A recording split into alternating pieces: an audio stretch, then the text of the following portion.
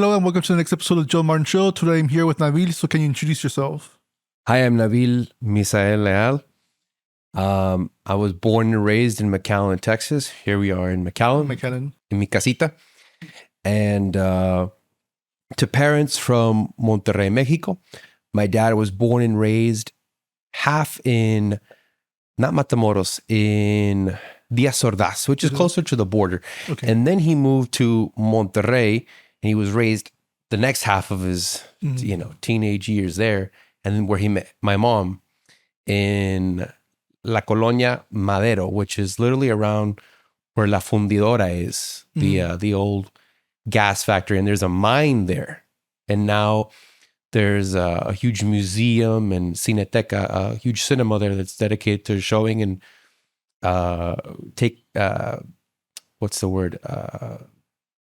they curate and preserve old cinema classics, and they have like little festivals there. Just like Mexican classics, or like all classics, or like Mexican classics, international classics. Because for a while there was like a golden era of cinema where Mexico was like really in charge of the international movie scene. Yeah, Mexico has some classics that people don't talk about. And when I say people, I say the cinema files, the film enthusiasts. They'll usually talk about films from Europe, the classic American cinema, the 1970s New Hollywood cinema, but they'll never mention the Mexican cinema, the films of Pedro Infante, Fernando Soler, his brother, the cinematography of Gabriel Figueroa. And do you know what that is or no? Because I know some people don't talk about it because some of these films happened during World War II, so people weren't really like paying attention to the films when there was a war going on. But I'm pretty sure there's other periods where people just didn't talk about it for whatever reason. I think that it was probably out of the perimeter of the public eye, but they have so many, you could even consider them art house classics. They have this one beautiful, wonderful film called Los Olvidados, or The Misfits, with this actor who played this character called La Manuela in his follow-up film. Well, he made that one much later. It was called El Callejón de los... No. El Lugar Sin Límites, The Place Without Limits. And so The Place Without Limits is a story that sort of, focuses on this tranny played by that actor who plays La Manuela. And the name of the tranny is called La Manuela. And, there's some injustice that happens with the super machismo community there. And they're oppressive and they oppress him and they eventually kill him. And so the people that saw that film at the end were left with, because they were so enamored with that character, were left with hatred for what had happened to his character. And when did this movie take place again? Like when did it actually get filmed? In the 70s. So that was like very progressive for the time. Yeah, Lugar Sin Límites. Sorry, this is for the sort of stream of consciousness way I'm speaking. This is the first time I'm on a podcast. No, don't worry about it. I guess I hope as time goes on in the podcast that I can organize my thoughts a bit better. No, that's very interesting that kind of topic was being talked about in Mexican cinema, where you kind of really didn't see that in American cinema during that time. Very interesting. Yeah, and the thing that I've consistently seen in American cinema or American media is not that it's racist, but the sort of poor impression of the culture that Mexico has. I went to go see the Stanley Kubrick exhibition in 2015 in Monterrey, Mexico. Yeah. They brought all his materials from London, England. And they've had exhibitions from Picasso, exhibitions from other, great artists, Magritte, I think, as well. And, there is this, I guess, sepia color impression that people still have of Mexico, and it's not, obviously it's not like that. It's been touched by globalization. It's been touched by the ideas of other countries, and its fashion is reflective of American fashion or reflective of European or Asian fashion. You can find a weeaboo, in Monterrey, just as you can find one here. And the funny thing about that is that Mexico was way ahead of the anime game compared to America, because I think they were having anime since like the 60s or 70s, somewhere around that time period, where it was like it was much cheaper to license that content in Mexico compared to here. So like when Dragon Ball Z came out in Japan, like Mexico's already receiving that content. Right. It wasn't until like much later for the US when they started receiving Dragon Ball. And that thing became like entangled with Mexican culture. Right. And then you had the or still like Sailor Moon too, like all those like classic animes. Yes.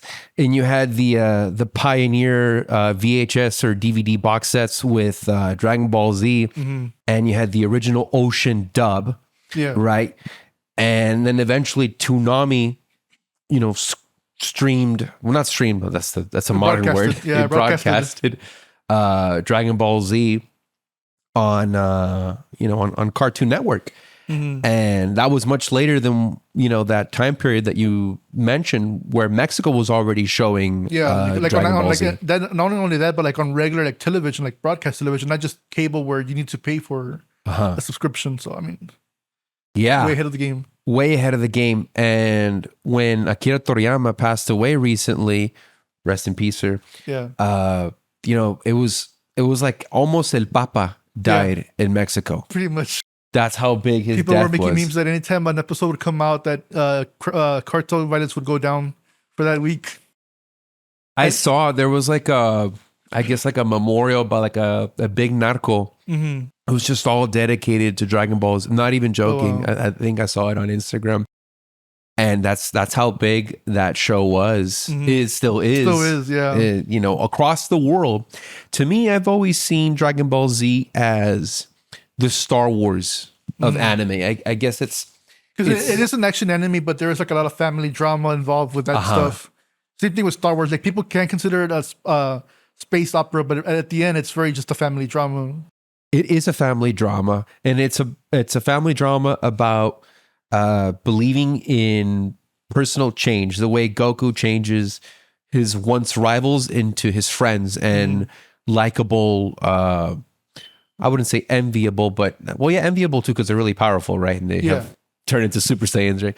But you can look up to Vegeta at some point later on. You can look up to Piccolo, especially when he starts taking care of Gohan and he gets really enamored with the boy, So Dragon Ball Z is to me, I guess the building block for most people that get into anime. It's the gateway drug. Yeah, it's the metallic of metal music and all stuff. Yeah. I think that it gets a lot of flack, but I think there's a lot of beautiful archetypes that Dragon Ball Z has. It has a lot of inspiration, I think, from the Bible, from Chinese folklore, myth, but it also takes from of the 20th century movies, like the classics, like 2001: A Space Odyssey, The Terminator. The androids are, they're a direct ripoff of James Cameron's The Terminator. And in Dragon Ball, there's even a sort of Arnold ripoff. There's a huge, I guess, android. He's like literally like he's an Arnold is gonna kill little Goku. But there's almost like a direct ripoff of a scene in Terminator 1 where Trunks is passing through this hallway of, future Trunks is passing through this hallway of homeless people, and they're all caught up in the war against the androids. Yeah. Just as Kyle Reese passes through a hallway of just all these homeless people that are caught up in that war against Skynet and the machines, right? The Terminators. That's You very know? interesting because, like, just like how we have weebs here in America, where like they're obsessed with, they're like obsessed with Japanese culture. In America, I mean, in Japan, they have the same thing where they have Japanese people who are like really obsessed with American culture. Some with the cowboy culture, and some with more like just like modern America. Or like, there's also like some Japanese, I forget where they're from, which is like specific prefecture or whatever. But they're like really obsessed with like cholo culture. So they have the makeup, they have the lowriders, they have It fits. yeah. And they're they have invited it- to the carne asada, dude. Yes, I mean it's all of it. It's very crazy how like globalization is able to like do this kind of stuff for Yeah. And I see all the comment sections for those kinds of videos, and they're like, "You're invited to the carne asada." You know, mail me a couple of tacos. You know, and I think yesterday I was watching a reel on Instagram where this guy, this Japanese man, he was living in Mexico for a couple of years. The taco guy, right? I think you might have seen it. Yeah. You know, and he loved the recipe of tacos that he was eating in Mexico, and he took that recipe and he brought it to Japan. Yeah. You know, and I guess now Japan is getting exposed to the, I guess, more authentic sort of taste of what a taco is, instead of, you know, Whatever. HEB, Walmart. Well, they don't have HEB, but, you know, a Walmart, you know, version of a taco. You know? Yeah, because they have those like candy skull type like restaurants where like, they try to play it up, but it's not. Like, And we have a Walmart version of Chinese food here. yeah, right? the sushi, whatever, where they make sushi at HEB. Kung Pao chicken. Yeah. It's like drenched in soy sauce and this sugary shit. You know, The sushi with hot Cheetos on top. I'm like, come on, dude. No, and because like my mom went to China. She went to China, I think 10 years ago, no, 11. And she told me that all they drink is hot water. And they don't like ice at all. They don't like ice, and their food is 10 times healthier. It really just has little to no additives. If I'm not mistaken from what she told me, it's very like agriculture based, you know, food that's prepared freshly and like very recently. It's not food that's like stored and processed, you know, like we have here in the States. You can go down, what is that? Down Nolana, and you can go to Grand Chinese Buffet, Lynn's Buffet. Yeah. What's that other one called? Daitung. I love those places. I heard great stuff about Taitung. Dude, Daitung is to die for. It's really good stuff. You should really try it. Their egg and chicken noodle soup. No, egg, corn, and chicken noodle soup. And then with, what do you call those? They're not wontons, or they're like little chips that they make. Amazing. Damn. Amazing. I think I've been there only like once, and I tried it was like a roasted duck or something like that. And I had like the foot and everything. And I think that's why like some people like they get like, I guess, disgusted with the idea that there's like duck feet in the food and everything. Duck feet in the food. Yeah. I ate. Sorry, go ahead. Yeah, but I'm thinking like that's probably like what affects like the food that we get here. Like we do get Chinese American food, but not like actual Chinese food, because then we get like, it's the taste. And the same thing would happen like somewhere like in America, because I remember there's a YouTube channel called Kids React, I think. And I remember that channel. And they were eating barbacoa. And they explained to the kids that that's actually cow tongue. And well, they get disgusted with the idea, but like with Mexican culture, we love barbacoa. Like, I mean, we eat it every Sunday. Yeah. And I think that when I first ate barbacoa, I didn't know that it was cow tongue. Yeah. I think that once you look at it as a tongue, yeah, it's kind of like, and then you see it, you know, being torn to shreds into what we call barbacoa, I guess you get grossed out. But I started eating that without even knowing that it was, you know, a cow part. And I think there's a lot of, I think that goes for most animal parts that we eat. We don't see the part, you know, raw first, and then we break it down. Yeah, we don't see the slaughter process either. Right. We eat the sirloin steak. We eat the thigh, right? The nalgota. Yeah, the cheeks and all that stuff. The cheeks, you know. But yeah, I went to New York, and I went to Chinatown in New York, and you can eat a cuisine that resembles a bit more of what Chinese food is actually like. I ate duck there. Yeah. You know, gamey. It had an aftertaste that I couldn't, and I ended up throwing up. It was good duck. Yeah. But I'm not used to it, you know? No, yeah, that happens. And I mean, another thing that like just reminded me is that people often criticize America for not having culture. And, like that's a common complaint. But the thing is, there is American cultures, but we just don't pay attention to like say, for example, Tex-Mex food. That is technically American food. Right. Italian American food, like where they don't have like chicken Alfredo. That's not an actual Italian food. It's an Italian American food. Right. That's part of American culture. I know there's like different ethnicities where they mix foods. That becomes our actual culture, but people don't really like take it as actual culture it is. And I guess you could say that for most or every country is that they'll get a recipe from another country and they'll mix it with their spices or their acostumbres, their way of cooking things. Yeah. You know, I bet you in Spain there's a version of the taco or a version of some American, dish. If I'm not mistaken, the hamburgers, I think German, or it was made, here in, I don't. Yeah, so I'm pretty ignorant on that topic. I'm talking about like, so from my understanding, the actual like the hamburger steak itself was made in Germany. Okay. But the sandwich itself was made here in America. Oh, okay. Yeah. So people complain about that. I'm like, and usually like I get mad like when like there's always like, this whole thing on Twitter or online where you see like Europeans shitting on America. And so I'm like, you know what? No, first of all, yes, the steak was made in Germany, but like the actual sandwich itself was an American thing. So yeah, anytime I see that kind of argument, I'm like, I immediately become patriotic no matter what happens. I'm like, Immediately become yeah, patriotic. because I'm like, hey, because I mean, it's the stuff like you always see this happening, like even like in a Selena movie where once you're a Mexican American, you're not considered a Mexican by Mexicans and not American by Mexicans. Like it's, yeah. And you're in that weird bubble where like you have to defend yourself constantly, proving your Americanness to Americans and your Mexicanness to Mexicans because we are our own little bubble. It's a little different culture. It is a different culture. Yeah.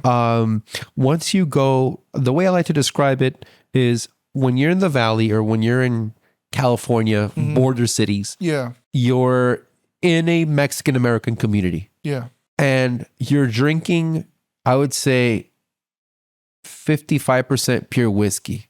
But when you're in Mexico, not Reynosa, right? You're drinking 100% whiskey. It's completely unfiltered.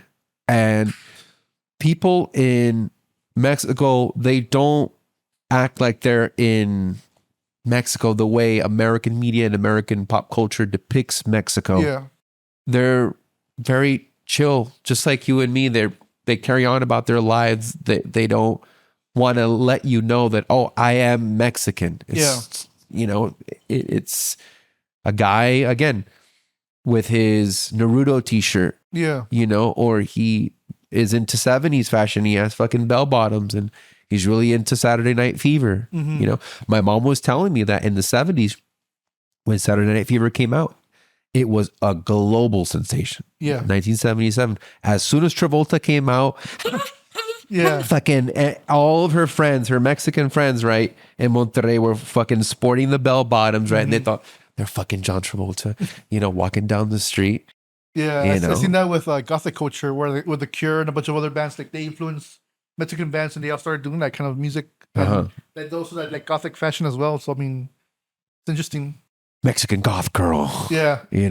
They fucking pull out the My Bloody Valentine or the classic Green Day, hits. Yeah.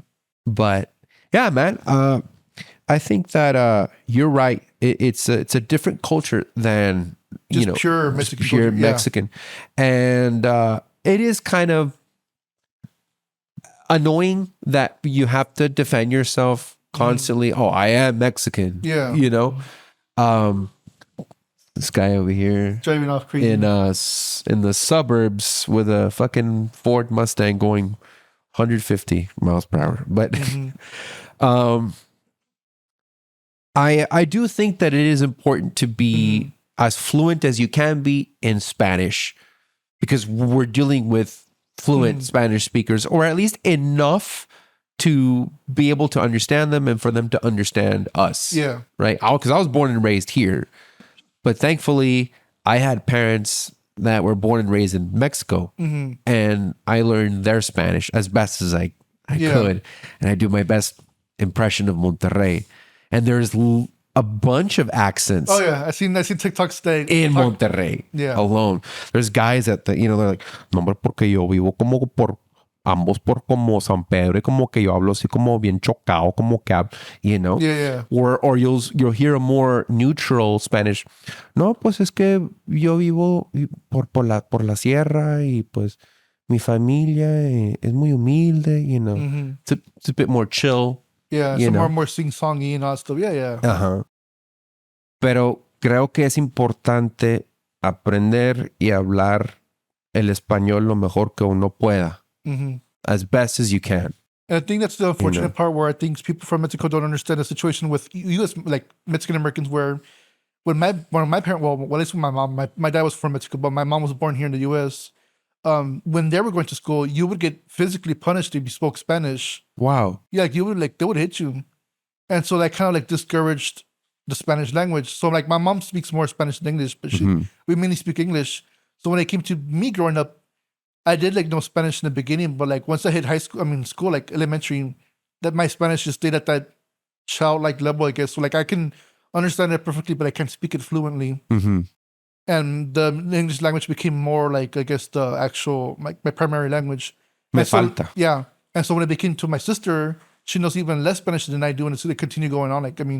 The kids now, they get made fun for being no sabo kids, but and it's easy to pick on them, but at the same time, it's kind of the whatever happened here in the U.S., they got discouraged. They were in a couch also. There's the famous walkout where a bunch of students walked out. It was in the 70s because teachers and administration was against the Anglos, and so anything that showed Hispanic or Mexican culture, they will oppress it. Wow, and I did not know this. Yeah. So this is what happened. That's why we have Cine Rein. That theater was specifically a theater for Hispanics, because other theaters, they would not allow you to go into them. So there's all this actual racism, legit racism, that affected our language. I guess the ability to speak Spanish, and it's unfortunate. I did not know that, and I guess that gives me a keener perspective on why the younger generations are just not gonna know Spanish as much as the older ones. Right, and my mom would tell my teachers and my brother's teachers when we were in pre-kinder and in our first years in school, quiero que les enseñes lo más que puedas inglés y español. Yeah. As best as you can, as much as you can. And I saw that over time, my Spanish got rustier. It was the first language that I learned. Fue el primer lenguaje que aprendí. Y cada vez que iba a Monterrey, se notaba que me faltaban 3 o 4 palabras. Y pues me miraban con estos ojos de que este gringo, este puñetitas. Chingado, Nabil, ya te nos fuiste. They think that I'm completely, Americanized. And I would say I am. Yeah. I would say I'm a completely Americanized person. But I really love, me encanta, hay como a simplicity. Hay algo muy simple, hay algo muy orgánico, sincero de la cultura mexicana que pues creo que también lo puedes encontrar aquí en los Estados Unidos, pero lo noté inmediatamente, que saben, suena arrogante, it sounds arrogant, or it sounds far-reaching, but I immediately noticed that everybody knew their purpose. Whether you believe in God or not, I mean, that's your to your discretion. Most of them believe in God. I believe in God. They believe in the concept of family, the nuclear family, having kids, having a house, and having a responsibility to take care of that house and those children. And they're very organized. They're very organized. And look at these wide eyes. I almost look kind of stupefied. There's an image of, oh, look at this,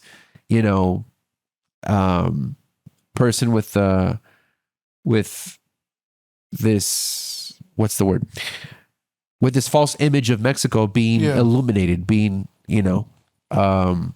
what's the word?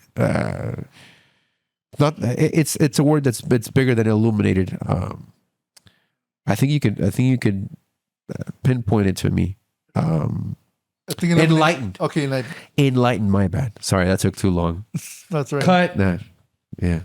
No, yeah. I think part of the reason why that happens, because I also saw it like online where people discuss that Americans' perception on Mexico is based on Mexicans who are in the U.S. Mm-hmm. And more often than not, the Mexicans who are in the U.S. are rural Mexicans who are not. They come from rural areas because there's more opportunity in the U.S. compared to them going to, like, I guess, other cities in Mexico, like Monterrey. I'm pretty sure it's a more wealthy area compared to like Matamoros, for example, or other areas that are more closer to the border. Right. So Americans don't really interact with wealthy Mexicans who often they do stay in Mexico. They don't really come to the U.S. because they already have been made. So, there's no point of. This is very possibly true. There's a lot of wealth in Mexico, Monterrey. yeah. But I also see a lot of disparity. There is a middle class. My parents came from below the middle class in Monterrey. And then they moved over. They moved to California in 1984. Bless you. Yeah. And then in 1990, they moved over here when my older brother was born to McAllen. McAllen. Yeah. And instead of McAllen. McAllen. Yeah. Macaleños.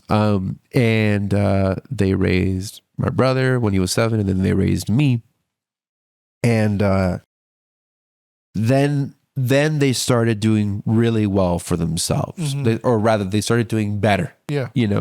But I think there is a lot of truth to what you're saying. A lot of Mexicans that stay in Monterrey or stay in those big cities, they have it made. Yeah. Or they made it. The hard work. Or they're making it. Yeah. I'm not saying that they were given anything. I can't speak for them, right? No, I'm saying the ones that make it or are making it, they're staying there. So like the experience that Americans, which, and I'm talking about Anglo specifically because they're the ones who like create the media and all that stuff, the perception of us, they only have experience with those kind of Mexicans. Yeah. Because even like language, like I always hear stuff where like pa acá compared to saying para allá or pa allá, that cutting of syllables is often associated with rural Mexicans compared to like, I guess the city or urban Mexicans where even like just cutting syllables is considered like a rural thing. It's I guess I don't think the word colloquialism is right. I think it's an abbreviation for convenience, for speeding up conversation, right? Pa acá is over here. Pa allá is over there. Para allá. Para exactly. acá. Yeah. Right. We shorten it to speak as quickly as we can. And in American English or even British English, there's abbreviations as well. Y'all. But you see that like when people do y'all, you get like, you're dumb Southerner. Like that's usually what people who are in the South consider like they again in the media perception they get like you're used to a bunch of dumb rednecks. Yeah, but in Britain they say in it instead of isn't it, or ain't it, and ain't isn't a word either. But it's, it's already become it's practically a word already. Like troca. Yeah, that wasn't a word 20 years ago. Now, I think it's in the dictionary now. Bros? Because you should look it up. Yeah, you should learn. Okay, stay in school. No, because it's more formal to say camioneta, right? Or camión. Yeah, that happens with the Spanish classes, yeah. But people here in the valley, right, or in California, they would say el troque or la troca. Yeah. I think troca sounds a little bit better. Trocas, yeah. Yeah. Because it's truck and then camioneta, so you put it together. It's the borrowed words. Troca. To me, that sounds better. I don't mind it. I don't like it's a cool word. So otra troca, And again, that is part of the mix of Mexican and American culture. Spanish is the same thing where they borrowed a lot of words from Arabic words. Stuff like alfombra or almohada, that's Arabic. Or when people say ojalá, that's Allah. azúcar is Yeah. azúcar, I think, over there. Mm-hmm. You know, and That and other thing words with, was it? I forgot what other. There's another word for like it's almohada, like all those. But there's another set of I words. think that's another one too. Yeah, but there's another set of words where they share that those beginning first words that are also Arabic. So I mean, but you're right, and I mean, I guess we also with Portuguese, with Italian, the Roman languages, right? I guess they all have this overlapping Latin root. Yeah, and it's what's the word? It leaves my mind. In every language, there is an abbreviation. There is a colloquialism.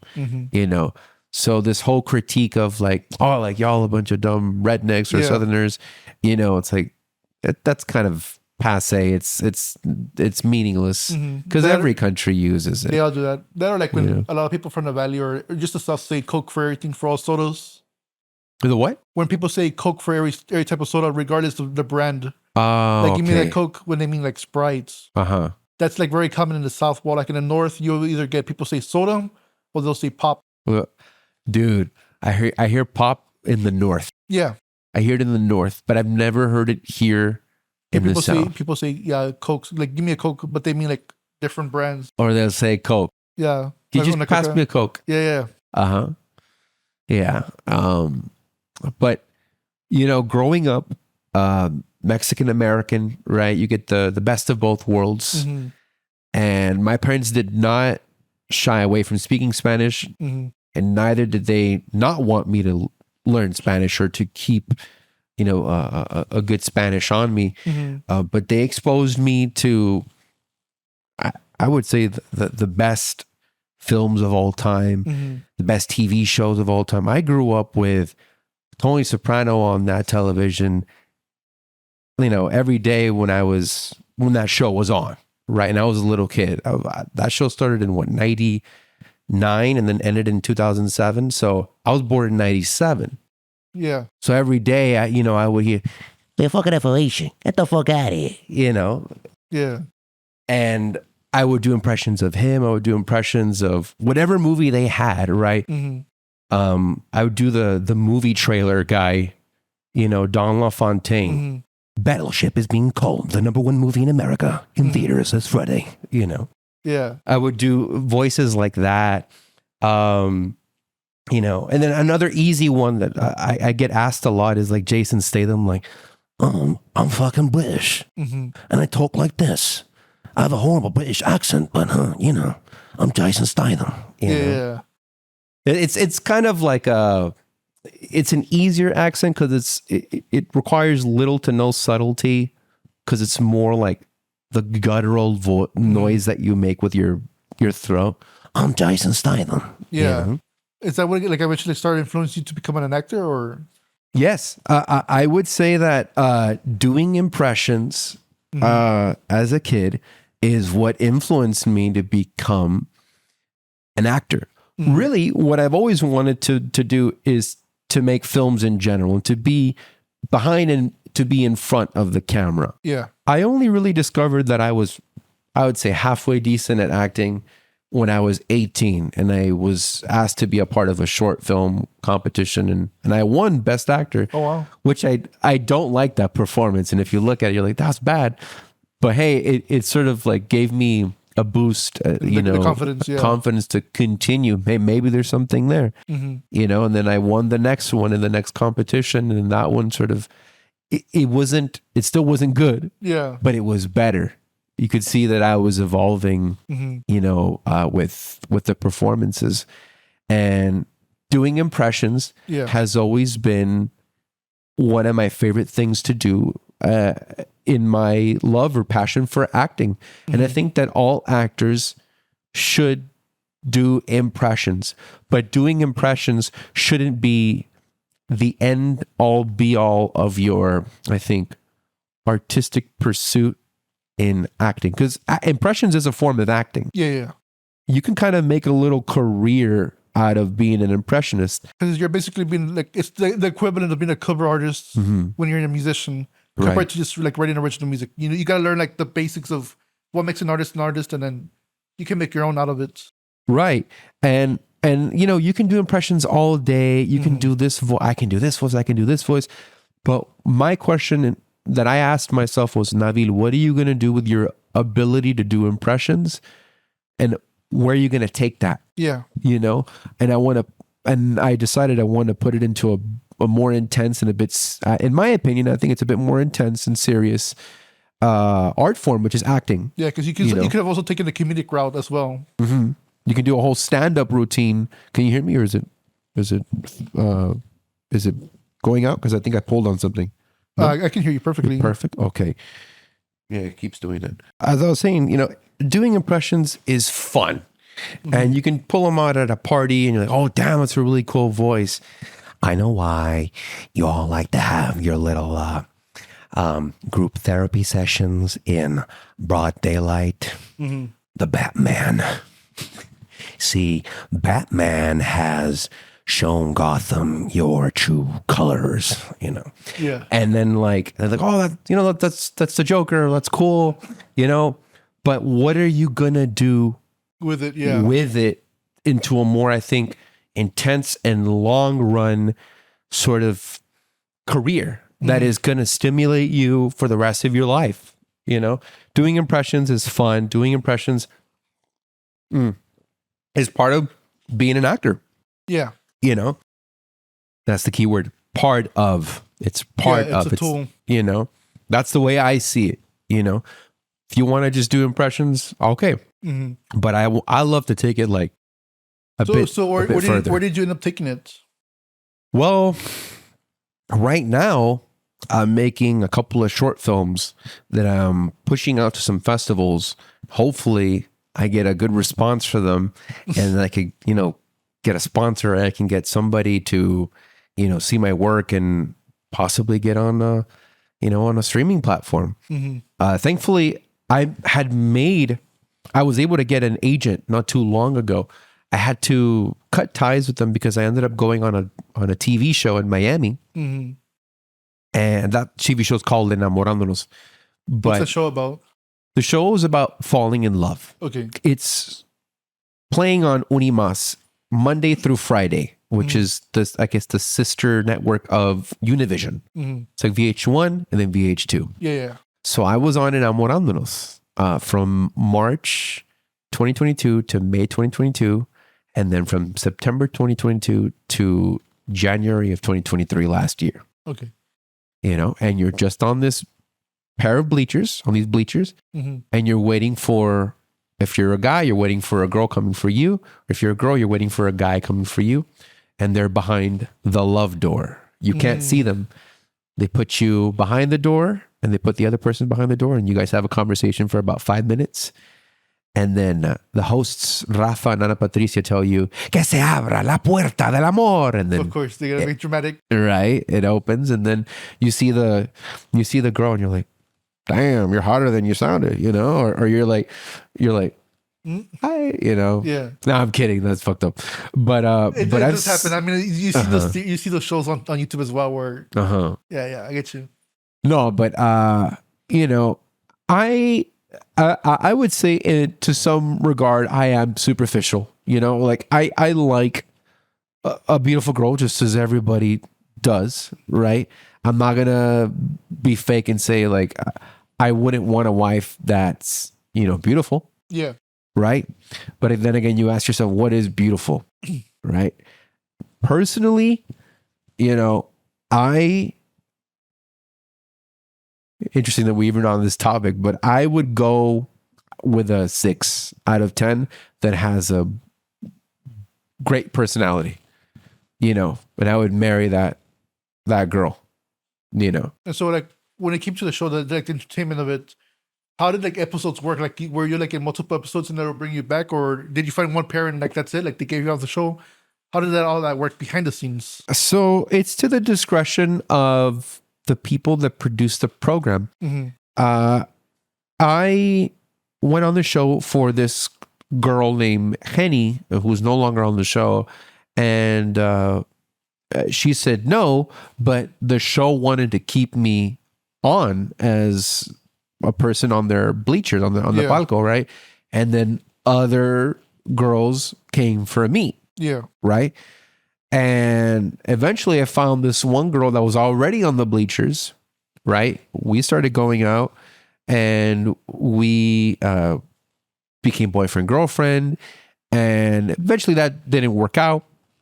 And then I came back to the show September of 2022. And not until I would say October that I started going out with this other girl who had been on the show previously. And, that was a beautiful experience. She's a really beautiful person. Eventually, for distance and for other reasons, that didn't work out. The show is in Miami, but for personal reasons, it didn't work out. Did the relationship ever get affected by the fact that it started off a show? Because it's kind of, and it's considered, I guess it could be seen like it's an inorganic way of meeting someone compared to like, let's say going to a bar or somewhere like public. Now you're on a TV show and it's kind of like, you got to do this for the entertainment. But also you need to be like, I guess, your actual self. Because you ask yourself, what amount of what you're showing me is real, right? Even if we're off the camera, because we're technically still going to the show tomorrow. We're going to the show the next day. Yeah. So what amount of what you're showing me should I believe and what should I be skeptical about? Which is a reasonable question that I always had when I was on the show, even when I was with somebody else, and I me entregué. I was, vulnerable with them and they were vulnerable with me. And when I was on the show,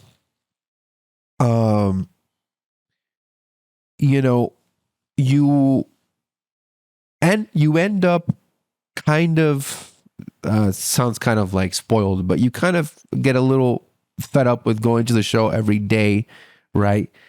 And especially if you've already found your partner, if you already found the girl that you want to be with.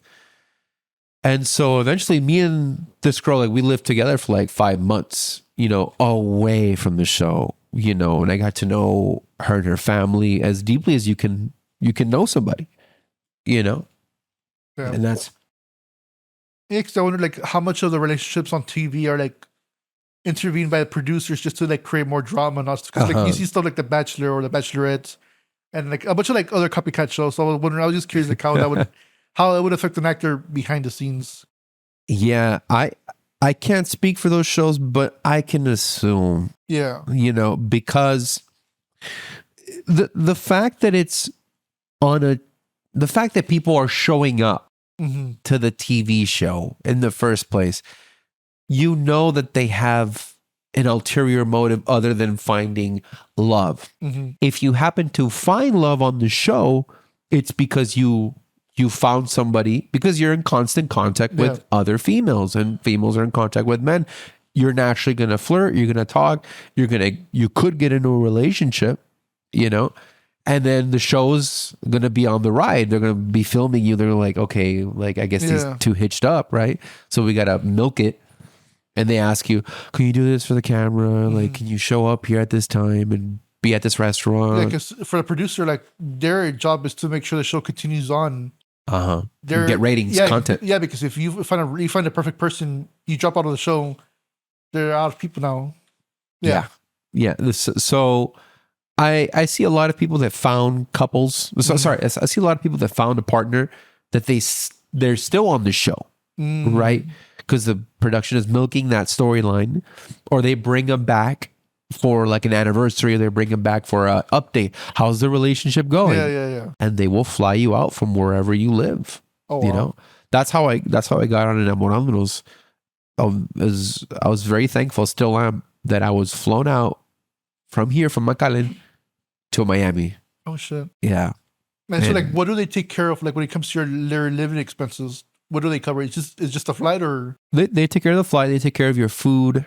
They take care of your hotel, like the apartment, and then the rest is between you and the production, right? At the discretion of the production, Damn.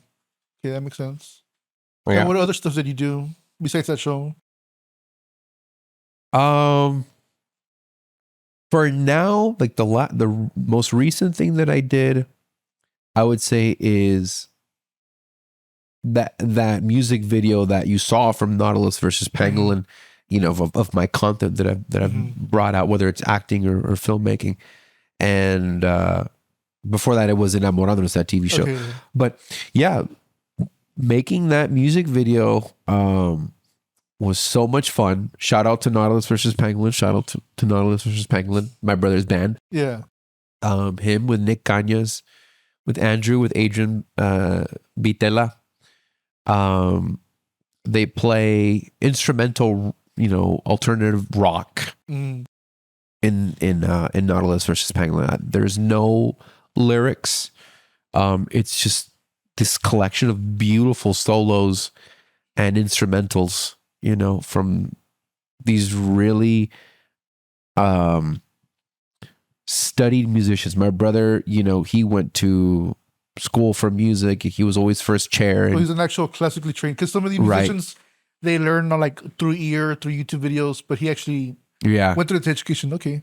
And not that those don't have talent or that they can't, you know, achieve great things. Oh yeah. You know, or that don't have good taste. But, you know, I think it helps, you know, to be classically trained, to have that background, you know, in music theory, you know, as opposed to if you don't have that background, you could struggle in articulating certain things to other musicians that you're trying to make a song with or a piece of music with, you know, other things too. But, you know, when you're versed in music theory, I guess you have a bigger canvas to work with in that regard as well. Yeah, because you have a deeper understanding of the fundamentals. Yeah. Uh-huh.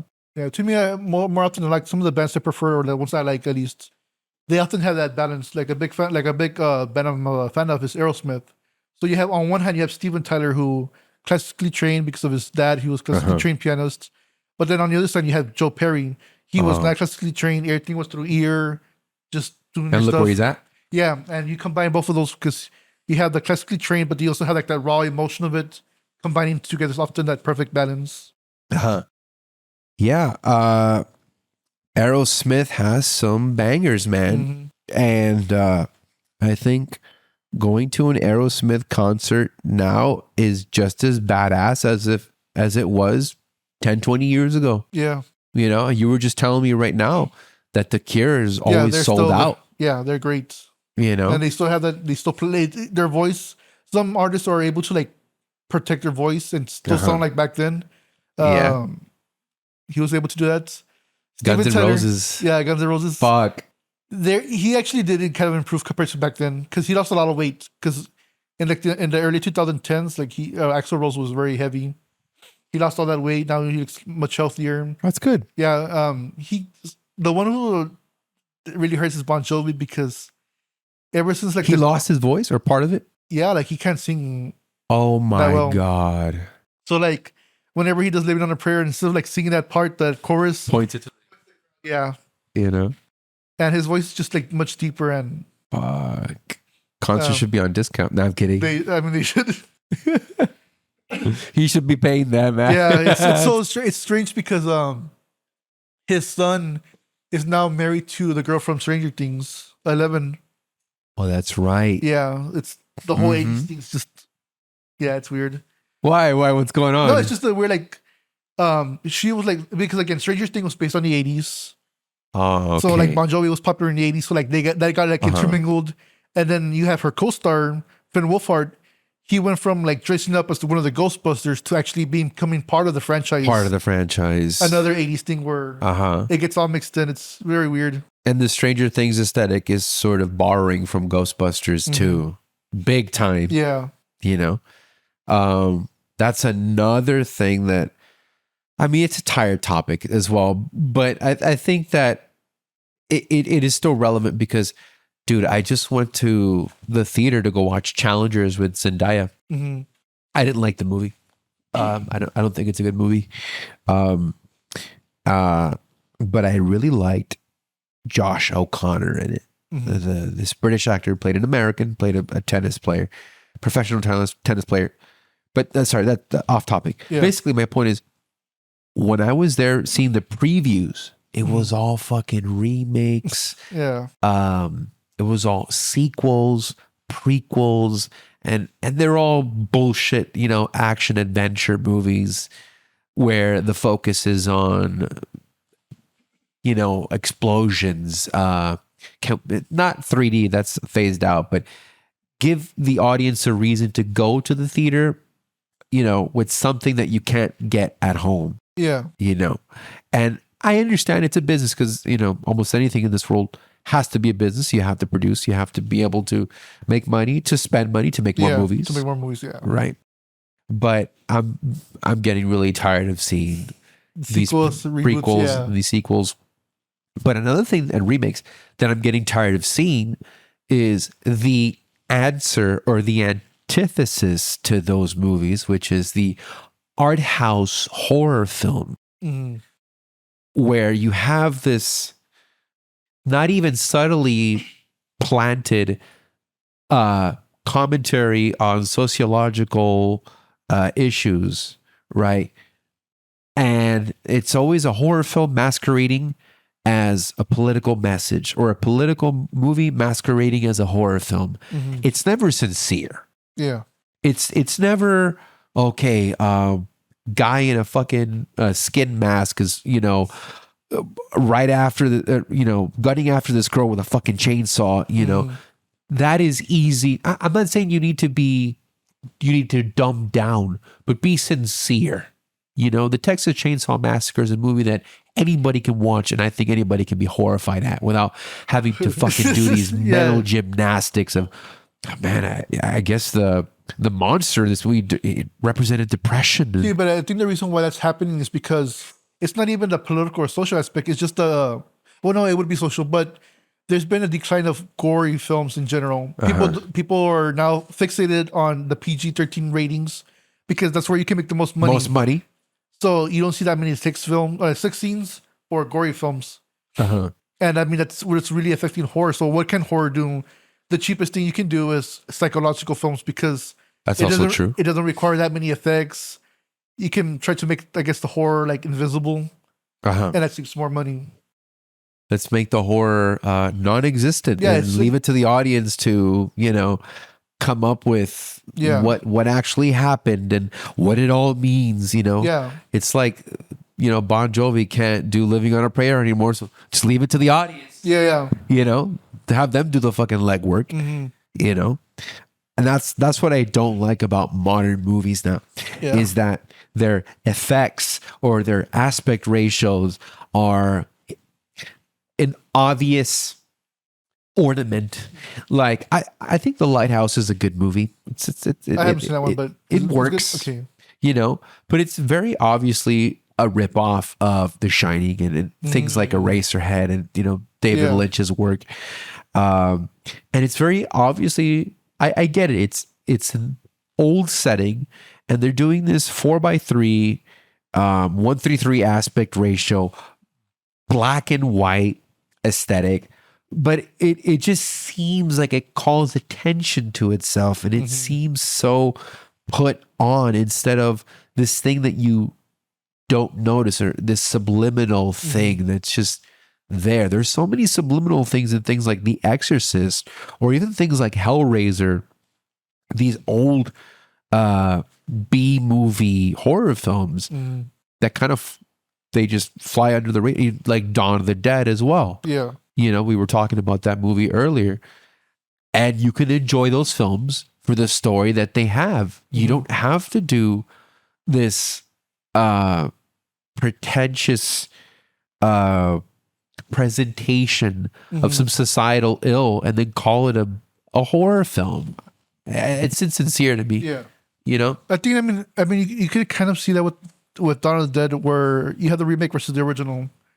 The remake is a very, I would consider, brainless. Like, it's just pure action.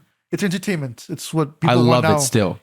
The original one, it is a political movie, but it's very, how would you say it, subtle with its messaging.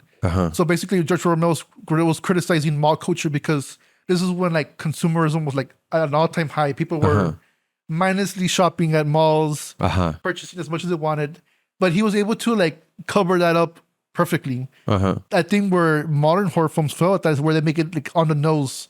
So you're constantly seeing that message and like, okay, I know what you're trying to say. Yeah. Where Dawn of the Dead, you kind of don't, you can just see a zombie film, but you can also see, okay, Right. he's criticizing culture where Consumerism.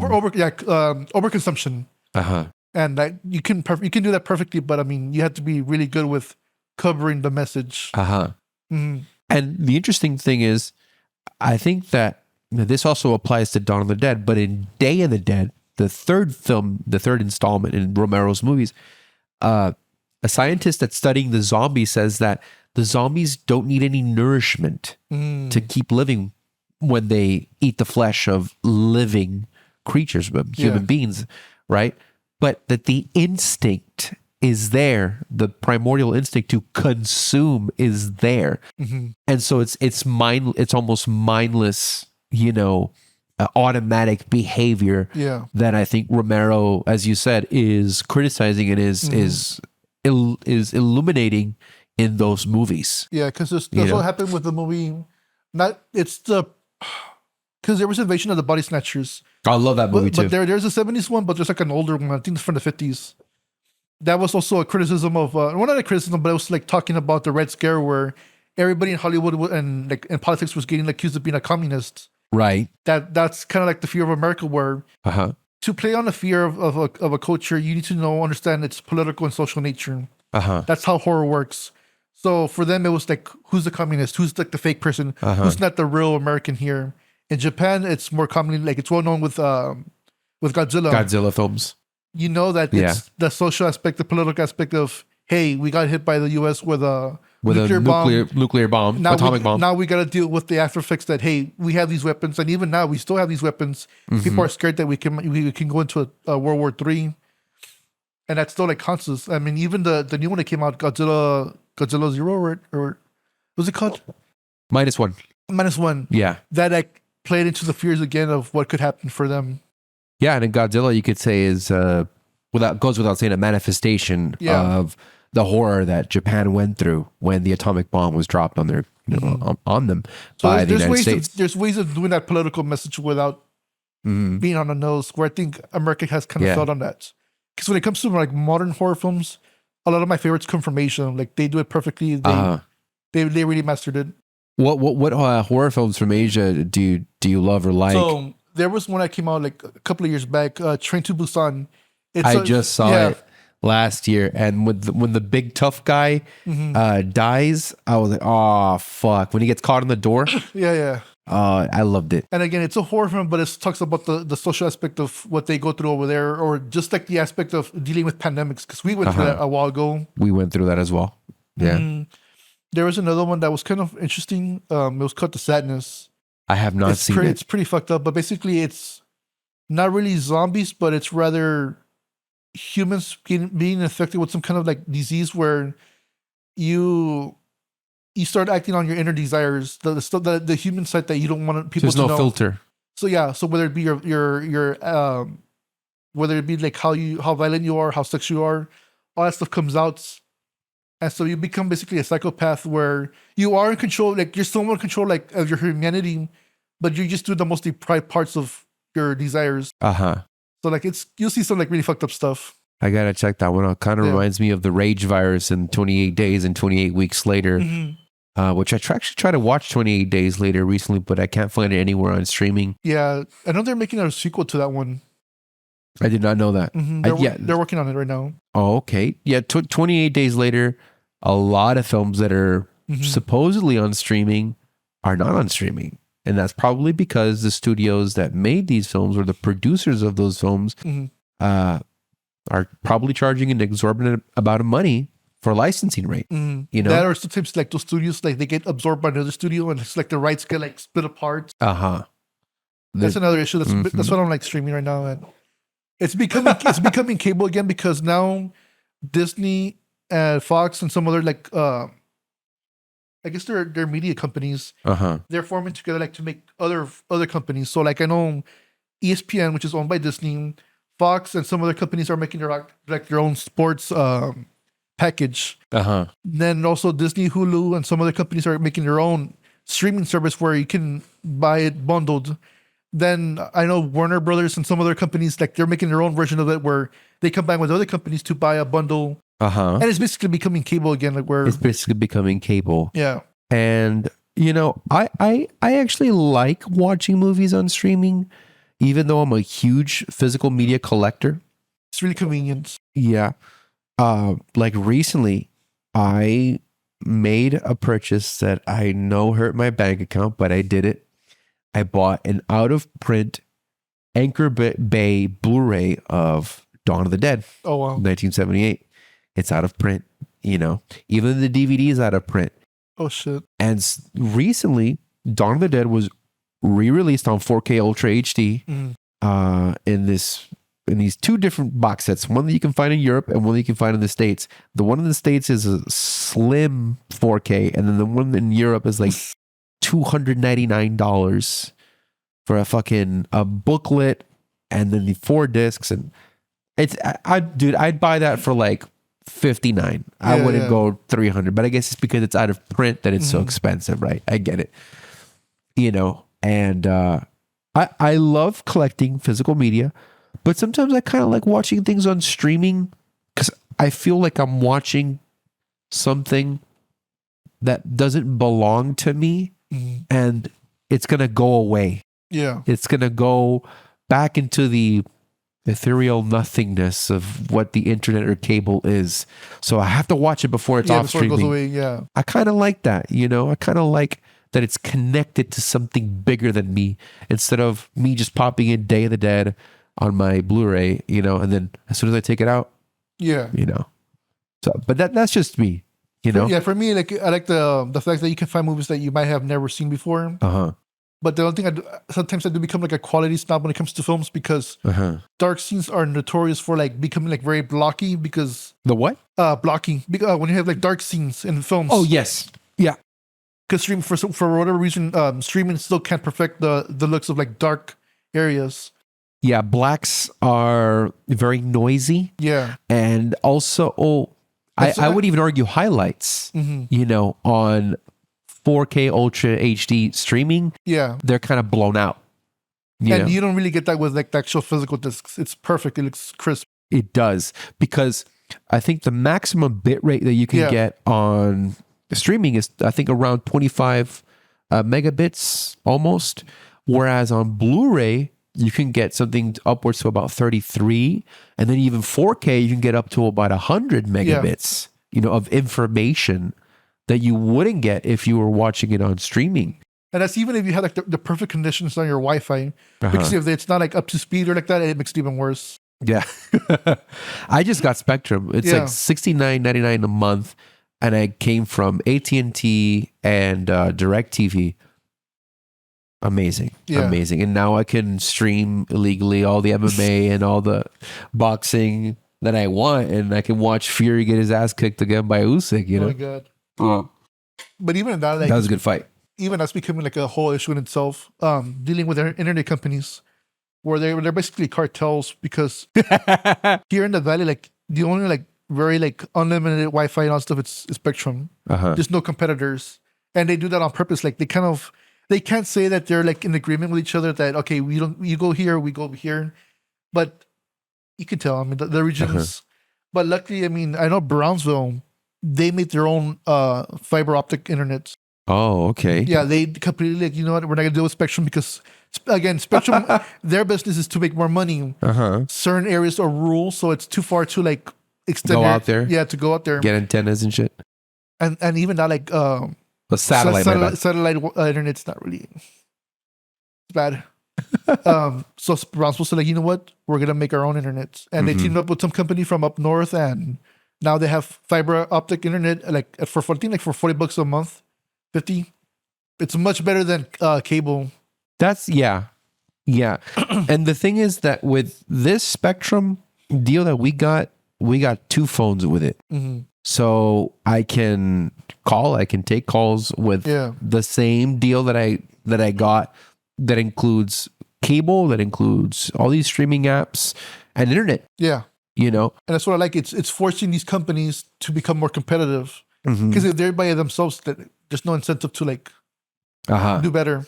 Yeah. So I know there's another company called Vexus where they're also installing fiber optics here in the valley, and that's also improving the quality of life. Right. And now Spectrum can't be like, okay, we can just rely on our regular landlines. No, like they gotta up to their own game as well. They gotta bring it up. They gotta, improve to compete. Yeah. So But yeah, it's streaming has definitely changed the game for actors. Yeah. And all participants in Hollywood and in that industry. It has changed the way they make money. How much money you get. I remember, if I'm not mistaken, the way actors would make money back then, with, let's say, coming out on a TV show, they would get money for every time an episode was aired that they were on. Like I came out on this episode as a guest star, right? And I think they would get a portion of that. But on streaming, right, you go to HBO Max and you click on the episode that you want and you watch it, and the actor that was in that movie doesn't get paid. Yeah, the residuals, whatever. The residuals, they get paid a flat fee before it gets filmed, if I'm not mistaken. Their agent gets obviously a portion, and then they get the rest. So I guess there's also that. And the fact that DVD or Blu-ray isn't as popular as it was before as well, actors and directors would get a huge chunk of money when the DVD came out. If it didn't fare well at the box office, they would get a portion of what the DVD sales and Blu-ray sales rendered. I'm not sure if it was Matt Damon or some other actor. I think he said that. Yeah, that he mentioned that the reason why you don't see comedies like small, I guess small budget comedies, is because since the DVD and Blu-ray went away, that budget also shrunk to just the films. And even with streaming, these companies are still not making that much money. So I mean, they're less risk adverse compared to back then. Back then, you can have a movie like Tommy Boy, but you can't have that anymore. Yeah, and you constantly have to be grinding and to get your name out there, especially when you have Instagram and you have a semblance of an audience. Like, for example, when I made that music video, right? I got a couple of calls. They're like, "Hey, dude, can you do a music video for us? Can you do one for me and my band?" And I was like, I didn't think it was gonna, blow up like that. It wasn't like a oh my gosh overnight sensation blow up. But I'm like, it's better than nothing. It got some kind of traction, And I didn't get to do my kind of cinematography or framing or directing. I sort of just took an instruction from the lead of the band there as to what they wanted me to film, and I just kind of took some liberty with that. And I prepared my lenses, my camera. Well, they wanted me to use their camera, and I brought some of my lenses. I brought a fisheye. I brought all these other things. But it was a lot of fun, and in the future, you'll be seeing me doing some collaborations with some other bands and filming their music video. Yeah, and it leaves opportunities for independent companies or independent workers to start making your own films. Because again, since these giant corporations, since they just want to do high budget films, all the mid tier gets left out. So now you have opportunity to work with other actors where maybe they're not getting their roles in the huge budget films, but maybe they're still good enough for mid range movies. There's opportunity in those areas. Yeah, and the thing is, you have to make those opportunities. You have to will yourself into the public eye, and you have to take what you want, and you have to put yourself in the right spot at the right place for people to see you and your work the way you want it to be seen. That's one thing that I learned not too long ago. And I guess I always had that kind of sentiment in my work in general. Like, the way I got an agent was because I made my own acting reel. I got my friends together. We directed scenes from other movies that already exist. And I'm like, okay, in the process of doing that, I learned how to expose an image correctly. You know, what is white balance? Your highlights are blown out. Your darks are, they're too noisy. You know, what is a 50? What is a 70? What is a prime lens? What is a zoom lens? You know, what is a split diopter shot? What is anything that you can use to express your vision? You know, because I've always written scripts. Yeah. I've written scripts since I was a little kid, and the only, I guess, thing that I didn't have was the jargon or the dictionary for camera. Yeah, I get you. Talk, and eventually I learned that. And when I'm on sets, people don't look at me like I don't know what I'm talking about, or they can't get away with lying, or they can't get away with, oh, this is just gonna come out like this. No, you're using a fisheye, and that's gonna make everything look far away. You need to zoom in. You need to, put a 50 on it. The actor's not gonna come out. Yeah. Oh no, but no, dude, come on. And then I see that their image isn't even exposed correctly. Yeah. I started out by just picking up a camera, and I didn't know about white balance. I didn't know about how to properly expose an image, but I had an idea of how to light things. Yeah. With the most shitty of equipment available. But I mean, that's how everybody starts off. Yeah. That's kind of how I did it, And then once you already have, I guess, a vision, you can perfect that. You can, facilitate your vision better with the dictionary that you have in your brain of how to use a camera. How to light things. What is a fucking bouncer? We need a bouncer here. You put in fill-in light on an actor's face, because the light's coming in from here, but maybe I need more light over here. Fill-in light here with a bouncer.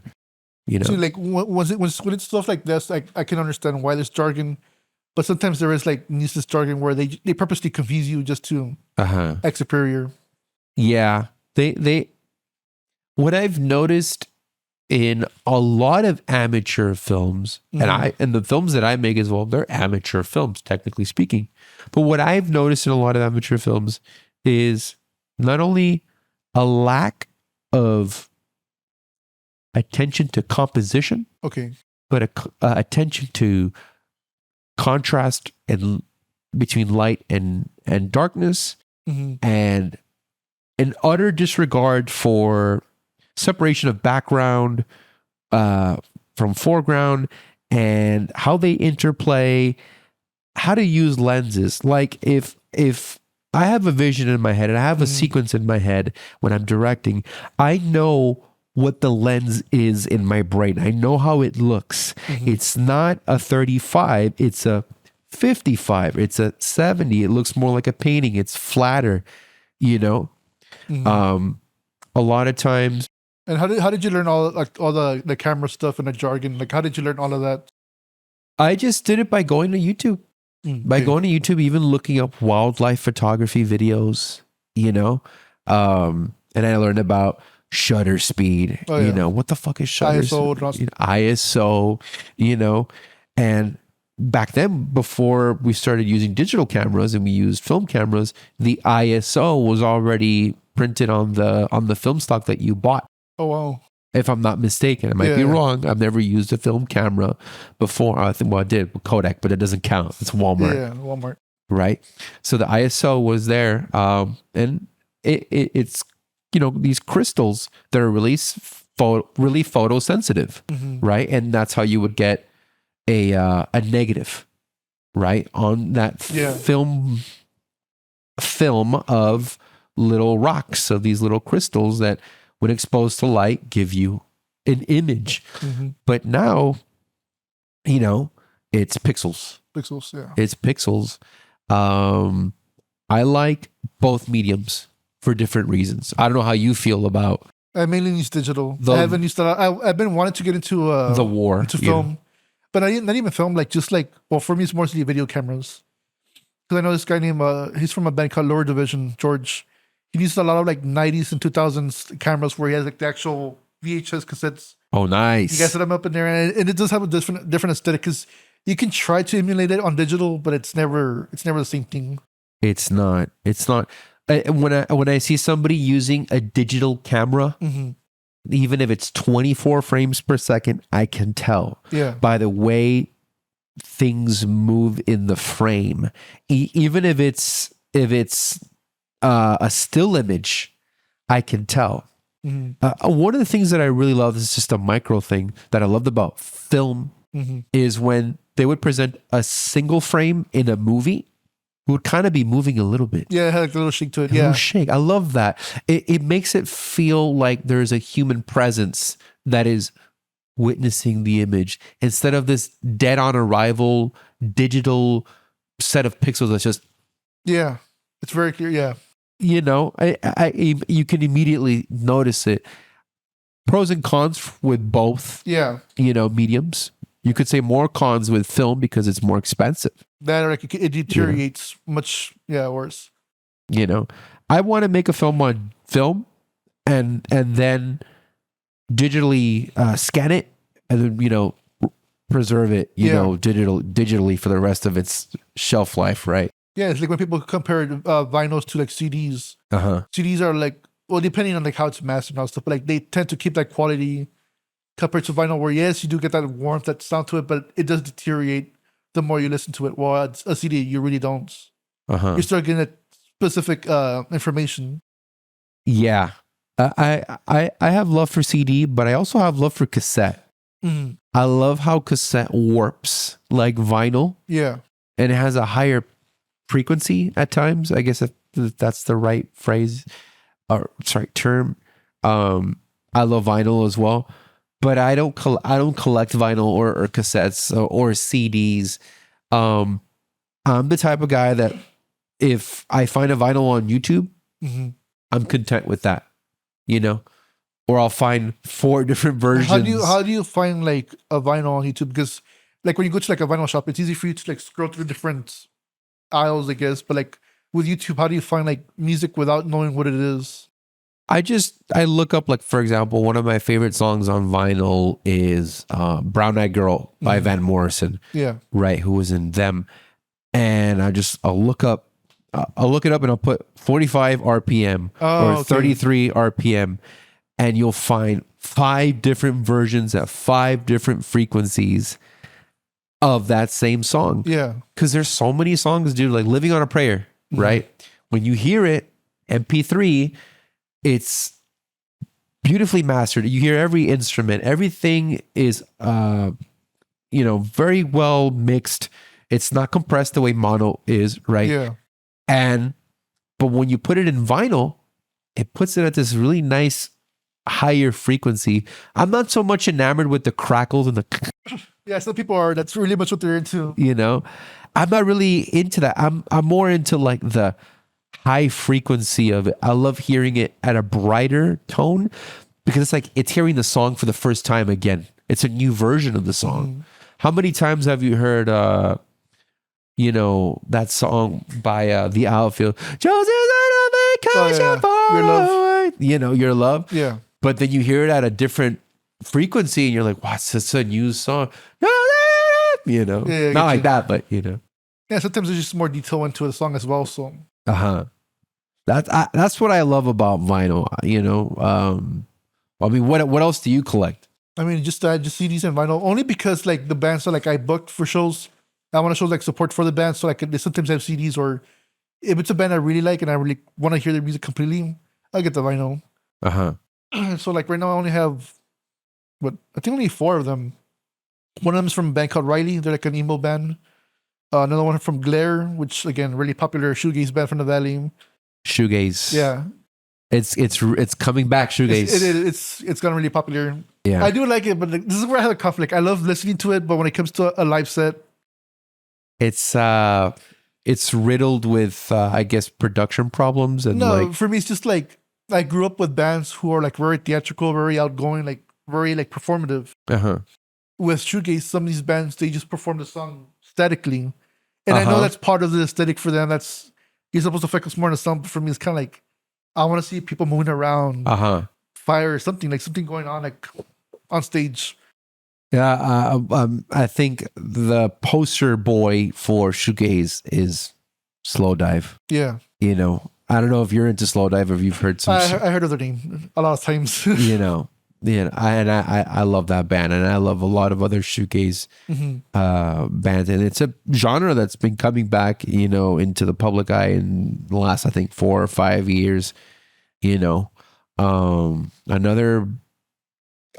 one that's slowly coming back, which was unexpected to me, is like the corridos aesthetic. Oh yeah, and with the way Peso Pluma has sort of, I guess, Mexican regional music is becoming really popular again. I mean, even here we have Grupo Frontera, Fuerza Regida. Yeah, so like we're getting all these bands that are just or Regida. Sorry.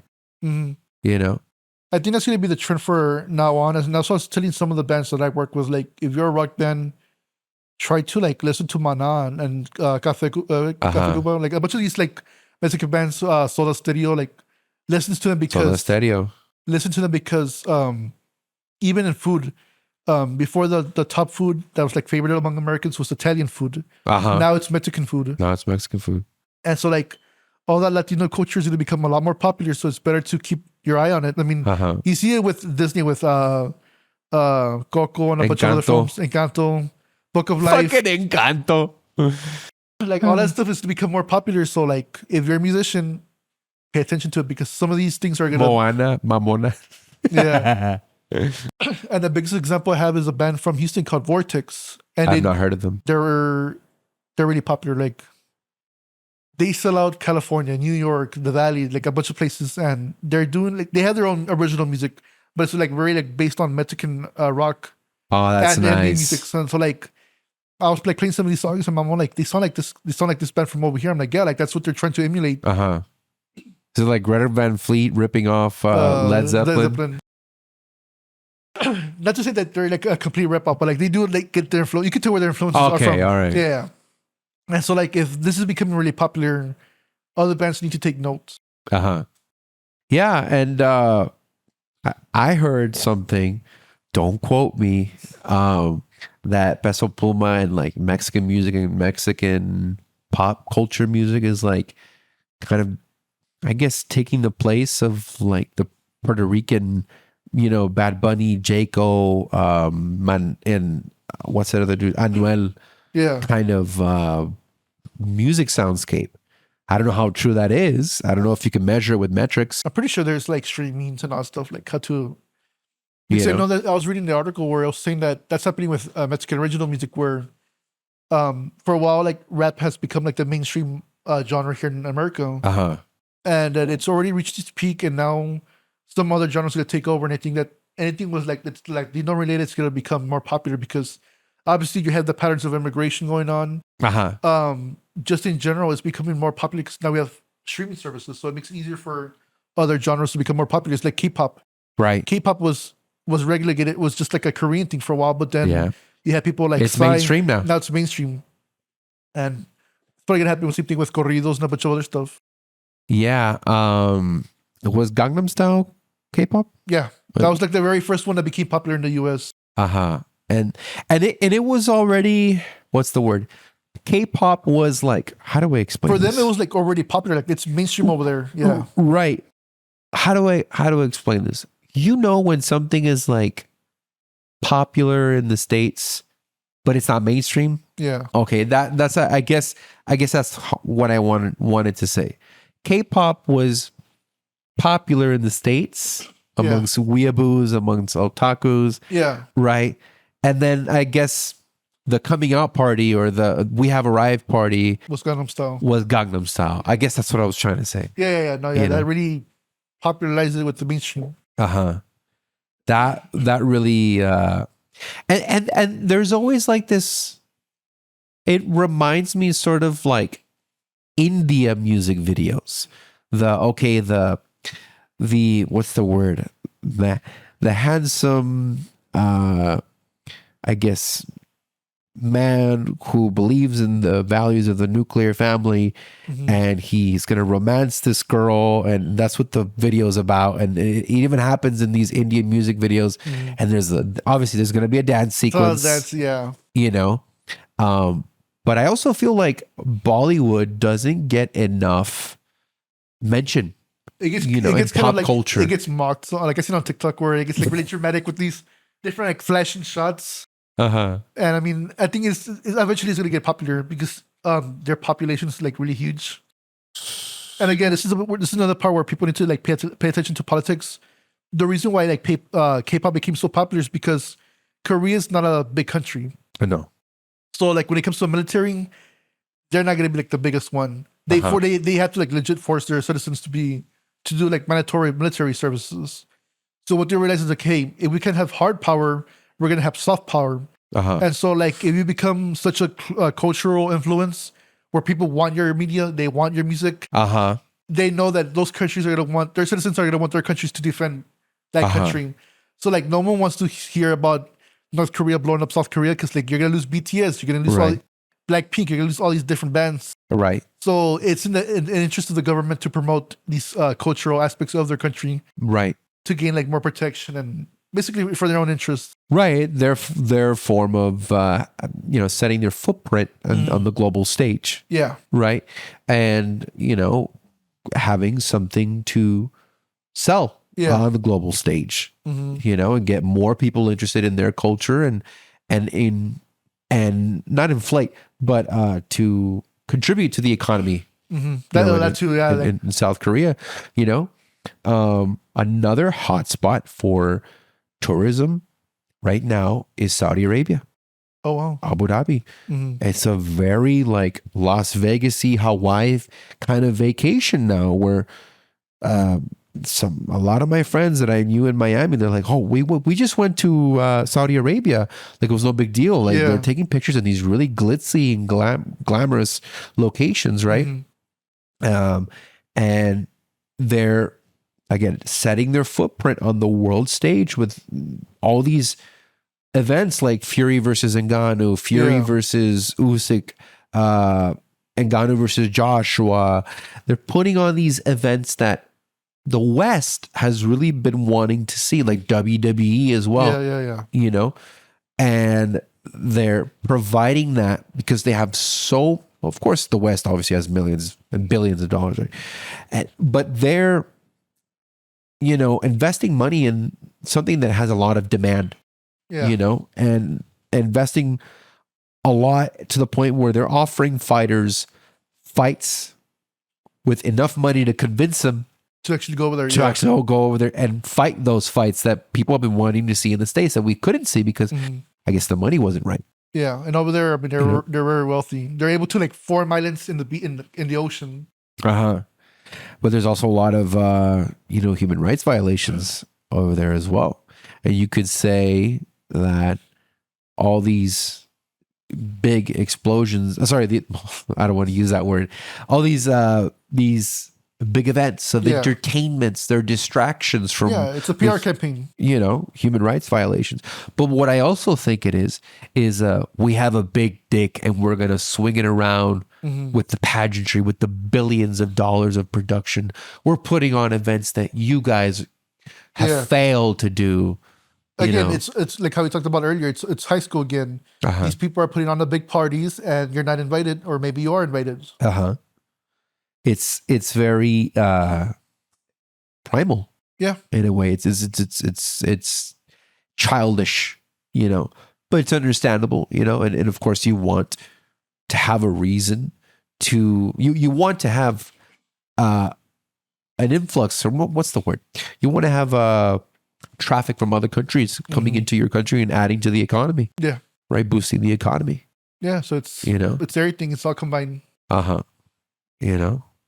So that's I guess what's been going on, in these countries outside of the United States is that there's this, what's the word? I guess you could help me. Obviously globalization. Yeah. But there is a lot of a lot of things that were popular in those countries that are now becoming a part of the world dialogue. Yeah. The dialogue. I mean, that the big everybody's- example right now is TikTok. It is a Chinese company and TikTok. everything, but it's like super popular here in the US, and people in the US want to ban it. It's happening. I've always felt Let me get some water right now real quick. no, absolutely. Yeah, sorry. So you We were talking about how like different cultures have soft power, and one of them was like China with TikTok, where obviously the US government wants to ban TikTok, but I don't know, like I think it's, I agree with like the younger generations where like TikTok is a really important social platform because when it comes to like my personal work, like I'm a promoter, so I've done concerts. right. Some of the bands I discovered were through TikTok. And it would never happen with YouTube Shorts. It's never going to happen with Instagram Shorts. The TikTok algorithm is so good where it knows exactly what you want to see, and it gives you that content. Yeah. And with YouTube, Google has not done a good job. When it comes to Instagram, which is Meta, which is Facebook, their algorithms don't compare to what TikTok's able to do for you. Super accurate in what it is that you think you would want to see, and then you discover things that you didn't know you wanted to see, but when you're watching it, you're not complaining. Yeah. You're not complaining. And so that's what it's really good at, and that's what they want TikTok to sell its algorithm to whoever can afford it. I guess here in the US, software. Yeah, the software. Which again, they're not going to do. ByteDance they said they would rather pull out of the US market than to sell their algorithm and not stuff. Shit. Wow. I never got on TikTok. I kept it on Instagram. I don't really use my Facebook that much anymore. I communicate. I use Facebook Messenger or WhatsApp, and I use Instagram to post reels, to post posts or stories. Mostly like the music scene is on Instagram. Oh, okay. So that's where I'm pretty active on that platform. But when it comes to TikTok, some bands have proven that that's the place to go. It could be. It could be because the design of the platform is just to, have short form content right at your fingertips. And that's the first thing you see instead of scrolling for a photo, and scrolling or for a just post. Yeah. It's boom, music is already there playing. At first, that's why I kind of didn't like TikTok, because the moment you start the app, there's already a video playing. I'm like, whoa, like I can't control this. But then after a while, I'm like, you know what? I'm fine with it. It's just more scrolling. It's more doom scrolling, I guess that's what they call it. That and it has a very powerful influence, because they were showing me like clips of a movie. I forgot what it's called. It's about with Keanu Reeves, where he's like a lawyer. I forget the name of the movie. The Devil's Advocate. Yeah. With Al Pacino. Yes. Hoo-wah! Yeah, exactly. So like it was like showing me clips of that movie, and at first I'm like, you know what? I don't care. But then I got invested in it. And I'm like, you know what? Like again, they keep showing like more clips from different people, but clips from that movie, and I'm like, you know what? I'm gonna watch the movie. If social media is that powerful where it can influence your movie taste and your musical taste, it's a very powerful platform, and a bunch of companies would love to have that algorithm. Oh yeah, it's a money making tool. Yeah, and that's what people were saying. That people said that there's movies that they would have never watched without TikTok. It shows you like a small video, a small clip of it. You get hooked on. Another show was again, The Sopranos. Sometimes the clips from the show like appear on your timeline. Yeah, you get invested. And you know what? I want to watch the show now. And what always helps is that they have, well, not all the time, but it usually these reels have subtitles. It's not like a fleeting moment that just is incomprehensible. You immediately are invested. You understand what is being said, and you're like, okay, where can I watch more? And people are like, what movie is this? No, it's a TV show. Yeah. It's a fucking TV show. Get the fuck out of here. Yeah, exactly. And the fact that it's doing much better than advertising, and that's just the other aspect of it. It's not just the algorithm. It's the fact that it has people's attentions, because again, the internet's based on attention. If you want more advertisers going to your company, you need more eyeballs. Yes. Google is an American company. Facebook, Meta, and all stuff, they're all American companies. And if you're losing all your advertising money to a foreign country, obviously it's not in the interest of the U.S. government to let that happen. But I mean, if they figure out a better way of advertising without advertising, why not? Yeah. And you could also say that it's a very powerful propaganda machine or tool. Yeah. you know, because I think what I've observed recently, I mean, this has been the case for propaganda in general, is that the more I see it more on the internet, the more you flood the economy of ideas with an idea, whether it's true or not, the more it is pushed out there, and that's the only thing that you see, it can become the truth in the eyes of the public. The optics say it's the truth, even though it's not the truth, you know? They're saying this about me, that I did this to this person. And, you know, you see it everywhere. That's all everybody talks about. That's all that the platforms want to talk about because it sells. Yeah. Right? It's a negative thing about me. And then people believe it. Yeah. Right? And then that's where they get their information from. That's the new TV. That's the new flipping of the channels that we used to have on our television That's sets. just scrolling. Yeah. Yeah. And that's how we get informed.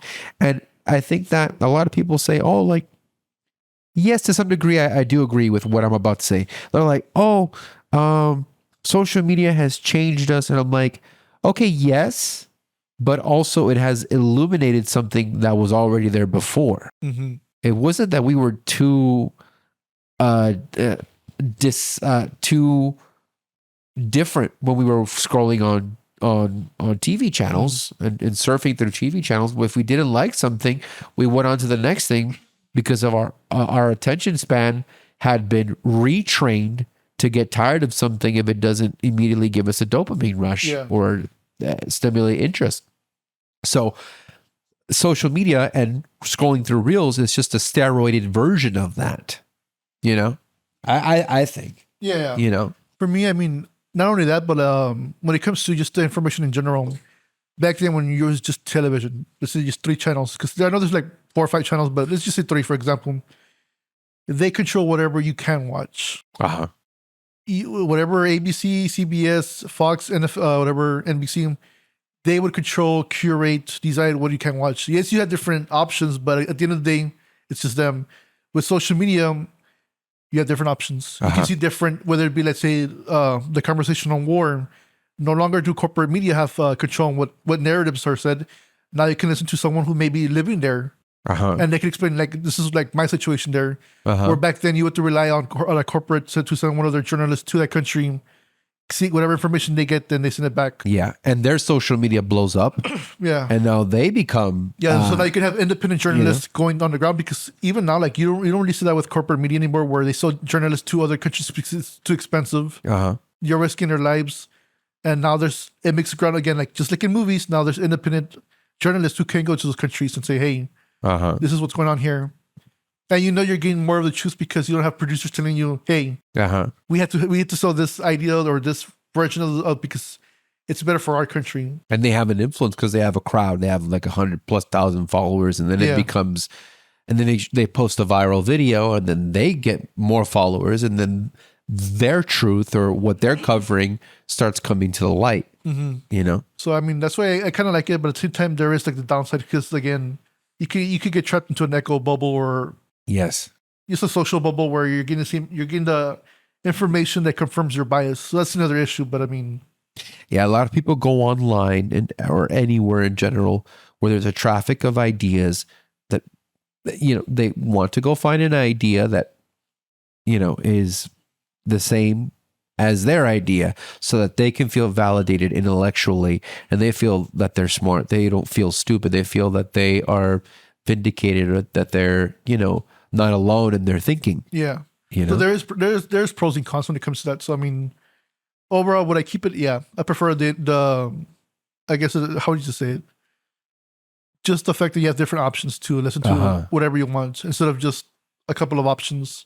Masquerading as options, but even though they're not. Masquerading as options. Yeah, because if you have, like, for example, like in the politics, if you have ABC, CBS, and all those companies all agreeing with each other on their narrative or whatever, because sometimes these corporations, they do get, like, forced by their viewers to have a certain perspective on the world. If you're able to get, like, different perspectives, even though they're not super popular, it's still a different way of viewing the world, and I prefer that. Yeah. You could say that sometimes the fact that you have 4 or 5 options politically Mm-hmm. is to give the public the illusion that they have freedom, Mm-hmm. freedom of choice, freedom of speech. Well, they do have it, right? They do have freedom of choice, freedom of speech, choice of who to vote for. Yeah. But you could say that the fact that these big corporations that you mentioned are pushing only these 4 or 5 options that you could vote for Yeah. is the only options that they want you to vote for. Mm-hmm. But it makes sense. Yeah. It makes sense, because money talks in that regard, and Yeah, and money more often than buys not, you, marketability. It buys you visibility. Yeah. I mean, the whole thing that happened with Jeffrey Epstein, ABC had the story. One of the journalists already knew what was going on. She was told by her producers not to talk about it. Luckily, because we have the internet, we have podcasts, we have a bunch of other, I guess, independent sources. They can talk about these situations that the corporate news wouldn't want to talk about because, hey, it's one of our friends. It's one of the people that funds our stuff, so we can't talk about them.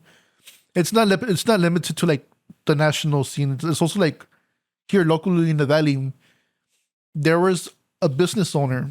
It was very interesting. He got arrested for having like child pornography and being involved with that stuff. Oh, He was an owner of a well-known restaurant here in McAllen. Only one of the news sources locally covered that story. The bigger, I guess, publications didn't cover it. And to me, it's like, okay, this is a case of Valley politics. They didn't want to. could be. They didn't. Obviously, I mean, it's such a like popular restaurant. If anybody knows, it's Birdie Bistro. Okay. It's what? Birdie Bistro. Oh, okay. Their owner was exposed for like weird stuff. And so that's like one part of the story. The other aspect of the story that I found really weird is that he was on a website that like brought beautiful women to like older rich businessmen. If this was just one case, how did a minor like get into the websites? And no one talked about it. Like no one did like a deeper dive on that website. Like for me, like that's the most concerning part because obviously It's a story that should be covered more. Yeah, like obviously like the pedophile been exposed. Okay, that's a big deal. But the fact that a minor was able to get on a website to get with older men, Yeah. how did that slip by? And this can't be the only case. I'm pretty sure there's other cases where that website's, I guess, basically trafficking or Shit. And so like that's so like I wish there was more information with the Valley, but the thing is, the majority of the Valley newspapers are owned by the same corporation. So like the Monitor, the Midtown Crier, one newspaper from Brownsville, and they're all owned by AIM Media.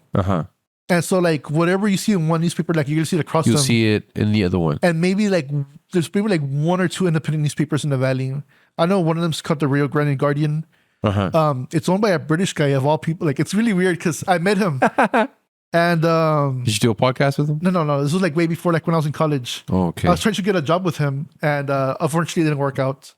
That's a long story. But he said that he was very focused on hard news, that he didn't like what the Monitor was doing because they did mostly like the glitzy glamour type stuff. Like they'll cover your Comic-Con and all that stuff. But he wants like the factual hard news. And he does a good job. Like if you go to the Rio Grande Guardian, you're gonna see stories about like the business that here in the Valley, like the business leaders, the cultural stuff, like very interesting stuff that you'll never see on these other publications. And so like that's very important. The fact that different groups, again, like just like high school, you have different in groups. Little factions. Same thing with the newspapers. They have their own factions. You know, they go out again. They're socialites. That's how you get information. You get information by talking with other people. If your friend is the one who's getting like accused of stuff, you obviously don't want to cover that. Right. Or maybe it's a business that funds your advertising section. You don't want to talk bad about like let's say you get funding from Bird Ogden and there's like a corruption that let's say, for example, that they were selling bad cars and they knew of it. You typically wouldn't want to cover that because hey, we're gonna lose funding from this corporation. And the thing too that is interesting that you brought up in relation to, you know, covering your friends or not exposing your friends.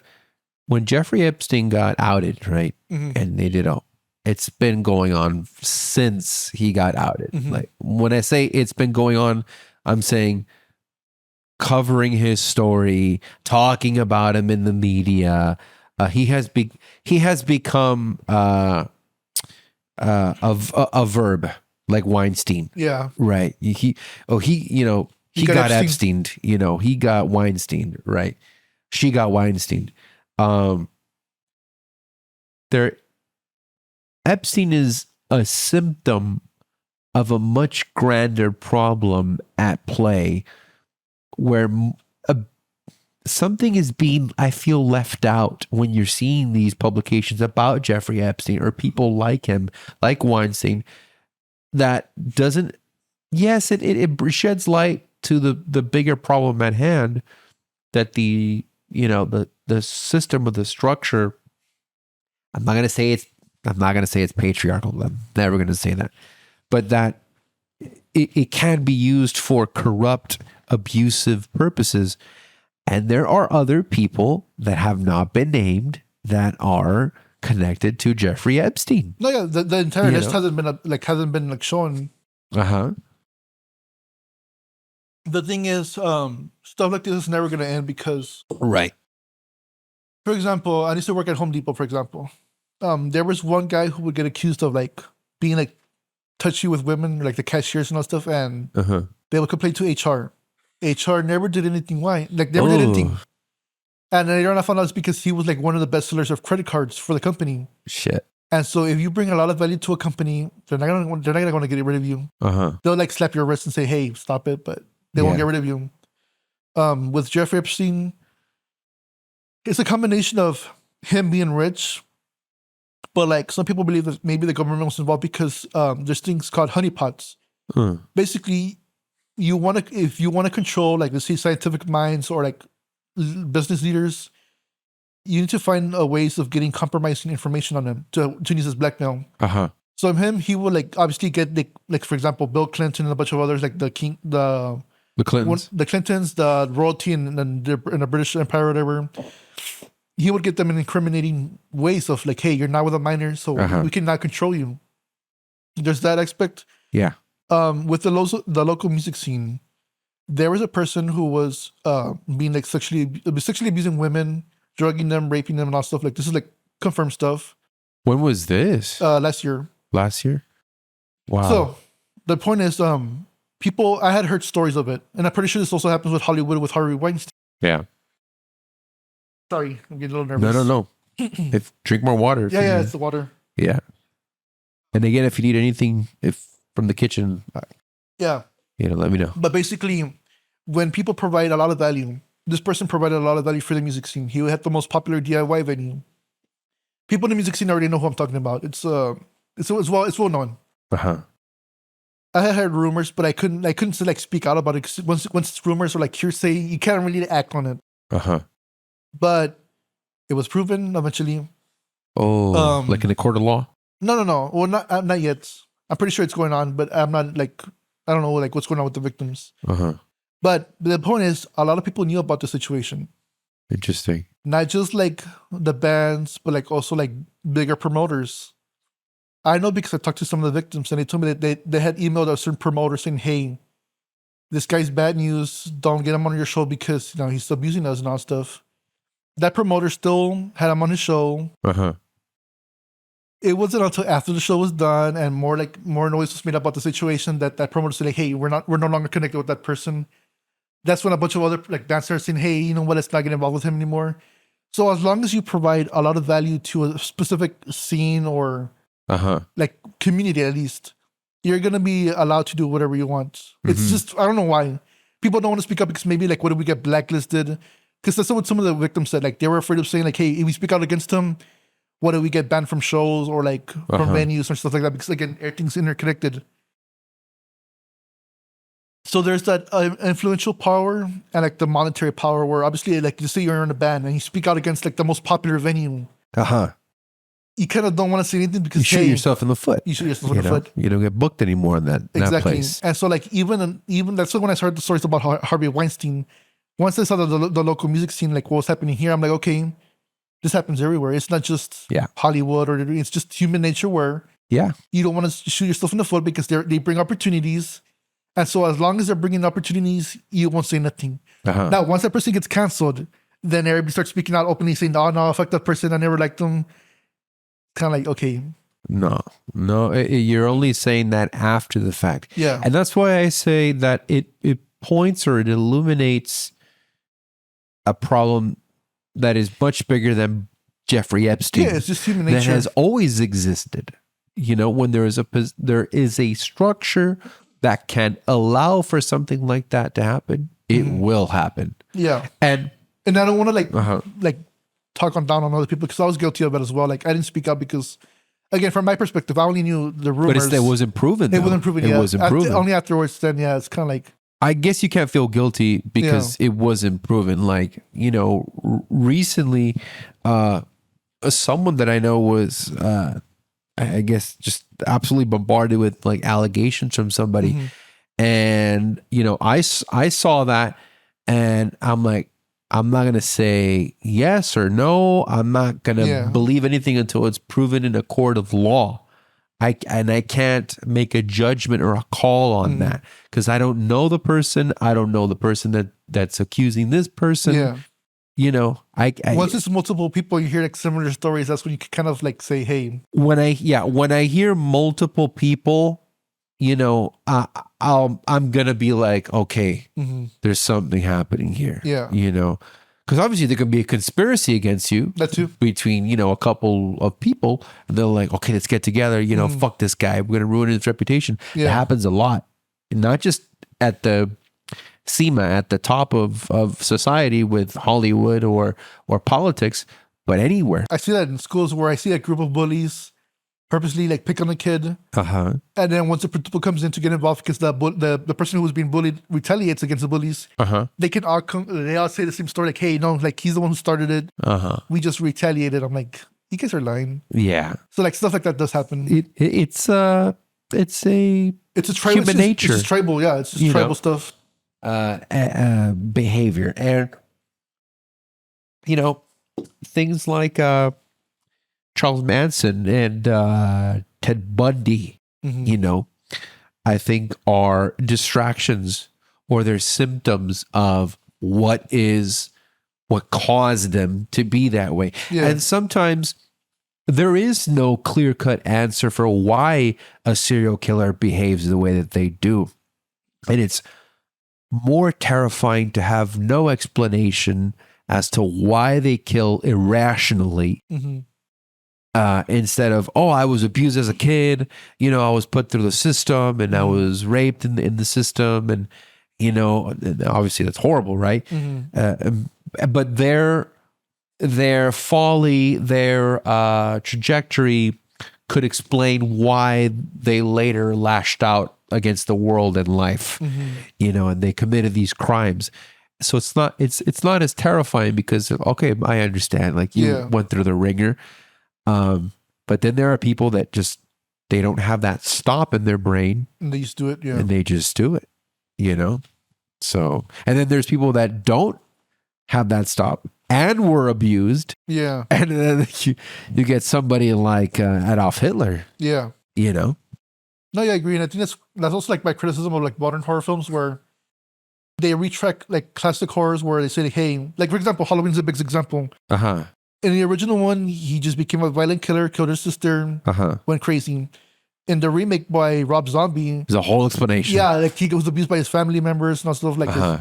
And I don't like that. I just like, hey, they're just evil because and it's more terrifying. Again, like I said, it's more terrifying that there is no reason compared to like they got abused. Yes, yeah, because then you are, I think, tugging at the intellect of the audience, and you're saying, oh, this is why he did this, which led to that, which then led to this, instead of leaving it just vague to be a movie onto its own that the audience imagines. And I think it's a bit more rewarding. In certain cases, you do need to sort of understand where things come from when you're, you know, dramatizing a character. But like, for example, the Texas Chainsaw Massacre, right? It's from the position of the abused, they're the victims, right? They arrive in this little town outside the outskirts of a bigger city in Texas, and they're out there in this farmland, and they end up crossing paths with the wrong people. These disturbed individuals that love, wearing human skin on their faces and making lamp shades out of them and eating human flesh. But you don't ever really get an explanation as to why they do that. Yeah. And that's all up to your interpretation. And I like that. It's more rewarding. It's more rewarding, exactly. So yeah, I mean, that's just the stuff that happens in life. And I think the opposite also happens where people try to find explanations when there's none. That can also lead to issues where like people start making up, I guess, conspiracy. That's where like conspiracy theory stuff comes in, where people want to find value in everything when sometimes it just happens. It just happens. Like when someone passes away, basically, people try to like figure out, like try to like rationalize in their head why that person passed away, or like try finding meaning, but sometimes there's not, and you just gotta deal with it. You just have to deal with it because, unfortunately, and sometimes fortunately, death is a part of life. And when you're in so much suffering and so much pain, it's a blessing that you get to pass away. Some people are praying that they pass away because they're in so much pain and going through so much physical, physiological, psychological turmoil. They have some what's the word? Mortal disease. Yeah. But it's killing them slowly. Would you rather die a slow death or just instant cessation of all feeling? I'd rather be alive. No, but that is going to become like a topic of discussion down the line, because in some European countries, there's how to say it? You can like commit suicide by like asking your doctor to like do it. I forgot what it's called. There's an actual assisted suicide. Yeah, assisted suicide, where it's becoming an actual thing that people are discussing into laws. And I don't know, it's to me, like I had talked about it with some other person, and I find it like it's a slippery slope, just because who decides? How do you decide? Are you a son of mine? All that, like all those different topics. What if someone starts to like get rid of you because they want to like get your inheritance?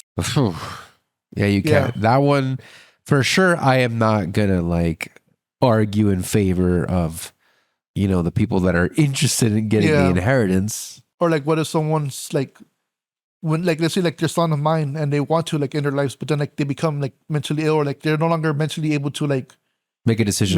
Like, what if they change their mind? But like, so like stuff like that is just like very interesting.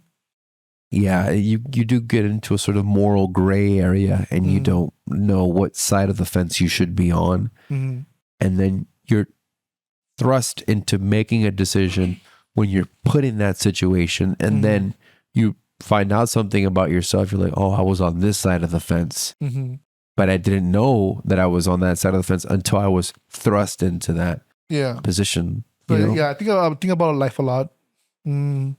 That just like how things are changing, where we like some people could lose jobs because of AI, and like all this other stuff. Like I find it really interesting, just because human life is progressing in a way where I'm not sure it's natural or not, but just like we're letting technology like take over our lives. And I'm guilty of it as well, because I mean, obviously we have a podcast here, and even with like my work, like sometimes I use AI, like where like let's say I want to like ask questions about a topic, like I ask the AI instead of like Googling it. You can go to ChatGPT and like ask it like different questions, and it'll come up with different answers. Yeah. And again, like it's interesting because I am learning, but at the same time, like we're letting a machine that gathers information from other topics and like combines it to give you an answer. Like it's not really it's not really organic, I guess. Or it kind of is. It halfway is, because it's based on human information. Yeah. And like, for example, algorithms are based on a series or a collection of people's opinions. Yeah. Right? Or likes, their likes. Yeah. In that way, it's organic, but in some ways, it's not organic, because what if there's other perspectives or opinions that you're not getting, but since it's already built into the code, you don't really... Yes. And for example, well, I might be wrong, but what I've seen is that it doesn't recommend you anything outside of the information or the program that it already has. For now.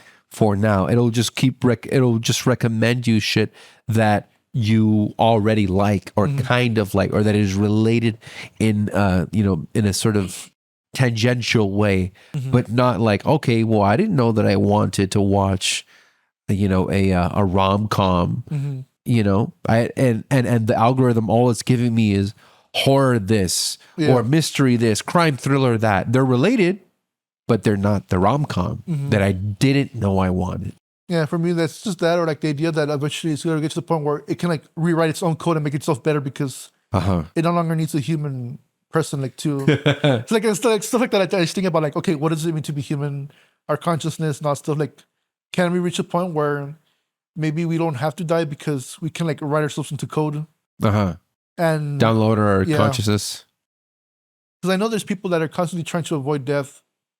Like I know not back then, but like I guess a couple of years back, there was like this research where people were combining two rats together, like their bodies. And one was an old rat, one was a younger rat, and that the blood circulation from the young rat to the older rat was making the older rat act more younger. And that some people believe in that, where they do blood transfusions for humans. Not just to like get more blood, like in case you had like blood loss, but like it's Dracula all over again. Yeah, it's the whole Dracula thing where like you're feeding off the youth and making yourself live longer. That is something that I would definitely be interested in, as a vampire myself. I'm kidding. But I say vampire because I get poor sleep, and recently I've been trying to fix my sleeping pattern. I don't know if you suffer with that as well. Sometimes, yeah. Yeah, and it partially has to do with phone usage or overuse of the phone. And I had to. All I did to kind of better my sleep was I said, okay, I'm gonna turn off my phone at 9:00, and then those remaining 3 hours, I'm gonna let them.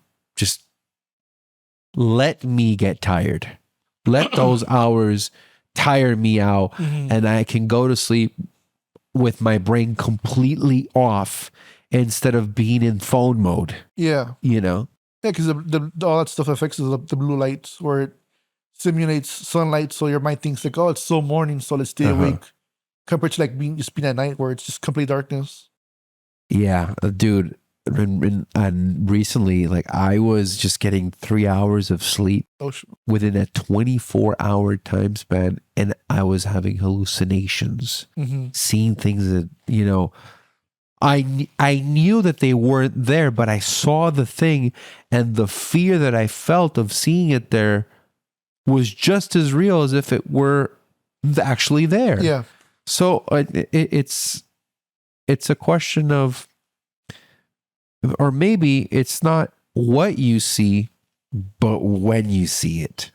That too. I don't know. That's why I get that's how powerful your brain is. That's why I get like fearful like diseases like schizophrenia, because I saw on TikTok where there was this guy who says that he has a service dog, and that service dog specifically allows him to keep in touch with reality. Like if he sees a person, he starts talking to it, and the dog doesn't see a person, it's gonna let him know like, hey, there's no one there. Oh, okay. So like when let's say he greets someone and the dog sees that there's a person there, the dog also like helps like greet the person. But if no one's there, the dog looks at him like, hey, no one's there. Nobody's there. Like stuff like that scares me. Just the fact that our mind is so powerful that it can make us see stuff that's not even there. Yeah. And then maybe you could use that same power to hallucinate to empower yourself and to say, I want to make a future. I want to I hate using that word. It's cringe. But it is. It's the only word that's allowed. Right. I want to make into reality the hallucination that I have, or the dream that I have. If you have the power to hallucinate, you could have the power to fake it will into reality what it is you've been dreaming about. Daydreaming about, or you could just hallucinate for the rest of your life and not have to go chase your dreams, right? And you're just there all day, man, I'm a movie star, I'm a famous rapper, Yeah. No, that sounds in your brain, right? Imagine. I mean, there's a book about that. It's called A Brave New World. That's a great book. where you take the drug and you basically live in your own fantasy, even though it's not reality. I forgot the name of the author though. I forgot his name, but I know his last name is Huxley. Aldous Huxley. Yeah. Who talked about the doors of perception, which I think directly ties in with the concept of his book. You know, because I know, like, this is like another topic I talked before about, but like people think about like 1984, where people are removing information or restricting information so you won't know the truth, but it's more akin to a new world, Brave New World, where you get overfed, overstimulated with so much stuff that you can't really find the truth. Right, which is what we were talking about a little while ago, that you're so flooded with one singular idea in the economy of ideas. And if you just want to, if you want to pass something off as truth, even though it's not truth, nowadays what you have to do is just over publicize that. People talk about idea. that with musicians called industry plants, where you get like all this push for a certain artist, and even though it's not like actual hype, it's paid hype, but eventually becomes real hype. And this is like common in marketing companies, where let's say we want to make you look popular. First, we pay an audience to make you act like, oh, they're big fans of you. And eventually people start paying. It's like when you see those pranks on YouTube where there's like a person acting like a celebrity. They see a couple of people say like, oh my God, is that I know I saw that one with Peso Pluma in Houston. Peso Pluma. Or is that 6ix9ine? Yeah. Where I thought that I was like Peso Pluma, and then one person's like, oh my God, it's him. And then a bunch of people start like gathering that person. And it goes from fake hype to real hype. And that can happen in real life, where if you want to make a band or someone look popular, pay a bunch of people to make them act like they're fans. Then eventually you start gaining organic interest into that person. Yeah. And I mean, or it could be someone that's, yeah, exactly. As you said, somebody that's completely unknown and just get a bunch of people around. So like, I want to take a picture with you. And then let's say you do that in downtown or in a restaurant. People are like, who's that? And they're going to want to take a picture just because other people are taking pictures. People are following, it's that herd mentality. Yeah. Yeah. I was super humbled and blessed that after I got out of the show, Enamorándonos, and while I was on it, people here in the Valley, you know, like I was greeted, you know, like people very warmly. People recognized you, or? Yeah, they did. I was greeted very warmly by them, because I consider myself a no sabo kid to an extent, and on the show it's just Spanish. Oh, okay. You just speak Spanish. Yeah. You know, the even though it's a show made in the United States. Yeah, but it's targeted to a different targeted towards, you know, predominantly Spanish speaking audience. You know, but I kind of had a little taste of that. You know, it was very flattering. You know, when it. Which surprised you the most when it came to like a person recognizing you? It surprised me that when I was in like San Antonio, when I was in New York, was there like a specific like encounter with a fan or a person who just recognized you that you found like really interesting, or like it was just fun? Oh, okay. When I was here at Walmart on Nolana, you know, like they knew things that I didn't even remember that I did on the program.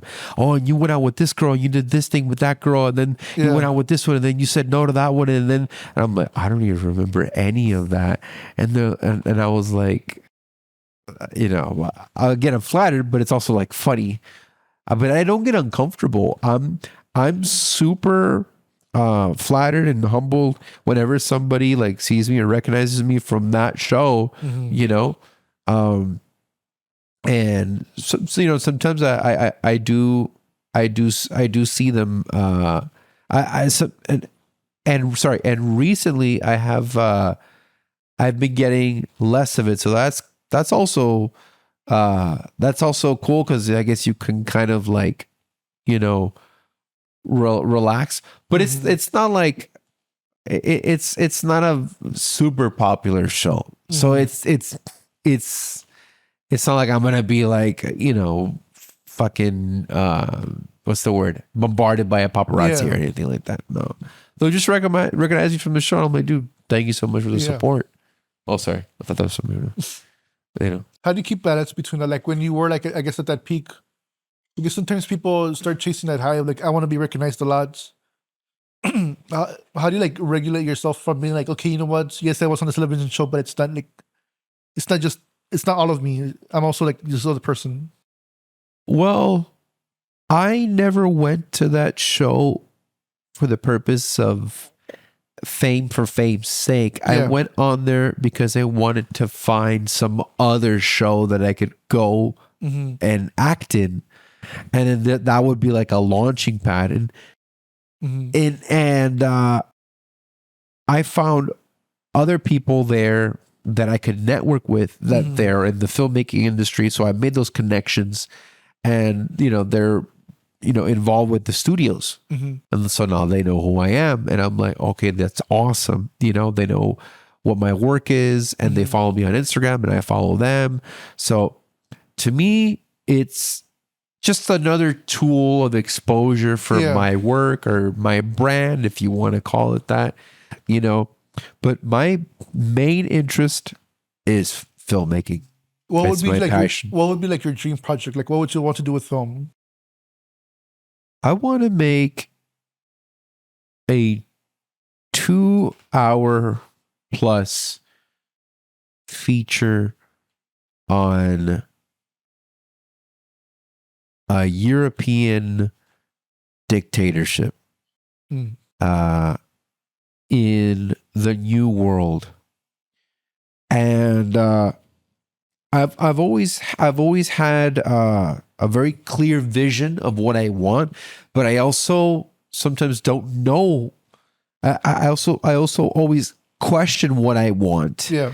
And I say, okay, I want to exhaust this idea until it has become boring, and I can find everything about it that's shitty or mediocre, so that I can find a better way of expressing that idea. But whenever I make a film, I don't think about dialogue. I don't think about description. I think about sequences, the lighting in those sequences, the cut, the rhythm of the cut, when the cut is coming, when it's not coming, what's in the frame, when this person goes out of frame, how this person moves, which leads into the next cut. There'll be in a script that I'm writing right now, there's a scene where somebody's playing piano and the camera's tracking their movement as they're playing the piano. Because I guess you could kind of use the analogy of Ray Charles moving around like this, and you hear music, and then there's a cut to a wide shot of a funeral, and in the middle of the frame there is a man in a coffin, and there's a rosary around him, and it's in a very spacious empty room, right? All cessation of music and movement to a shot of a completely empty room at the bottom of the frame with a dead man in a coffin. It's interesting. I always think of the cut. I think of the way it's lit, where the light is coming from in the shot. I've never. I never think of what the words are that are being said. The words come later because of the circumstance that's in the image. Oh, this person would say that in the image, or they wouldn't say that. Sometimes the words come first, but I don't write that way. A lot of people write they start making a movie by working on the script. I start working on it. Visuals. Yeah, by what is the photography? What is the cut? You can't see it on camera, but you can see it. You'll see it later. You'll probably see it in the edit. But like these are just some test shots of things that I've done. And I always think of what is the cut. Where do we start? Hand and phone, and then phone to the head. And I know what lens that I want to use and what lens I don't want to use and what is the composition. I always think of what the image is going to look like in the edit. Oh, okay. I know. So, and what made you want to do a movie about a European dictator? I found that really interesting. The interest in showing not necessarily corruption, but rather how the system, with all of its technological advancements and all of its history and the public's knowledge of human history and dictatorships that have occurred all throughout the world, could allow for another dictatorship in this modern first world or formerly first world country to arise. How have you thought about that? Have you thought about like how that would happen like in modern times? Yeah. And I have, like a treatment for it, but the treatment is just a sort of I guess an easier way or a more digestible way for collaborators to understand in layman's terms what is going on. But what is going on is more something I can't articulate. It's something that is in a sequence of images and movement of actors within frame. Like here, this was the cut that I showed you. That was the cut. My phone's not very bright, but you see there's a continuity between all the shots, and that's just, me messing around with the camera, but you sort of get an impression of an aesthetic, a sort of, narrative that's within that sequence of images. But yeah, I guess that's the reason why I would like to make a film about that topic, is to see how and why that could occur in this technologically advanced, historically supposedly informed society, right? Yeah, that when we have cameras everywhere right now on our phones, everywhere. And I think one way that could happen is the traffic of ideas is being overflooded by a single idea and being pushed as the truth. Yeah, and once you can use that to make an enemy out of something that shouldn't be the enemy, then you can get people on your side. And then you can get people to vote for you. You can get people to support you. I'm not sure it was Hitler or Goebbels who mentioned that word. Like if you tell a lie big enough, people will start believing it. I think it was. I think it could have been Goebbels, because Goebbels was, the prime minister of propaganda. He was his right hand man, right next to Hermann Göring and all of his top men. But I've always wanted to use imagery of Roman times in this futuristic or modern dictatorship film, where the dictatorship or the military sort of adopts fashion from more Roman times. I'm looking for something, by the way. No, it's fine. It's fine. It's related to the topic. No, it's a way to sort of say that the dictatorship is cut from the same cloth as Julius Caesar, or cut from the cloth of the greatness of these Roman emperors that ruled for I don't know how long. But the irony is that being a fan of somebody like Julius Caesar, is funny, because we all know what Julius Caesar's fate was. You know, betrayal. And then he ended up, being fucking torn to shreds. So the person I was looking up was Edward Bernays. Because okay. a lot of work based from Goebbels, whatever, was based on Edward Bernays. Uh-huh. He's considered the father of PR, public relations. Uh-huh. One of his biggest campaigns was like how you mentioned, where you can like, it's basically what we both said. He was the one who started making women to start smoking. Uh-huh. Basically, what he thought was like, you know what, let's make a campaign. It's because again, men were at war, so there was less men buying cigarettes. Right. So who's left? Women. Women.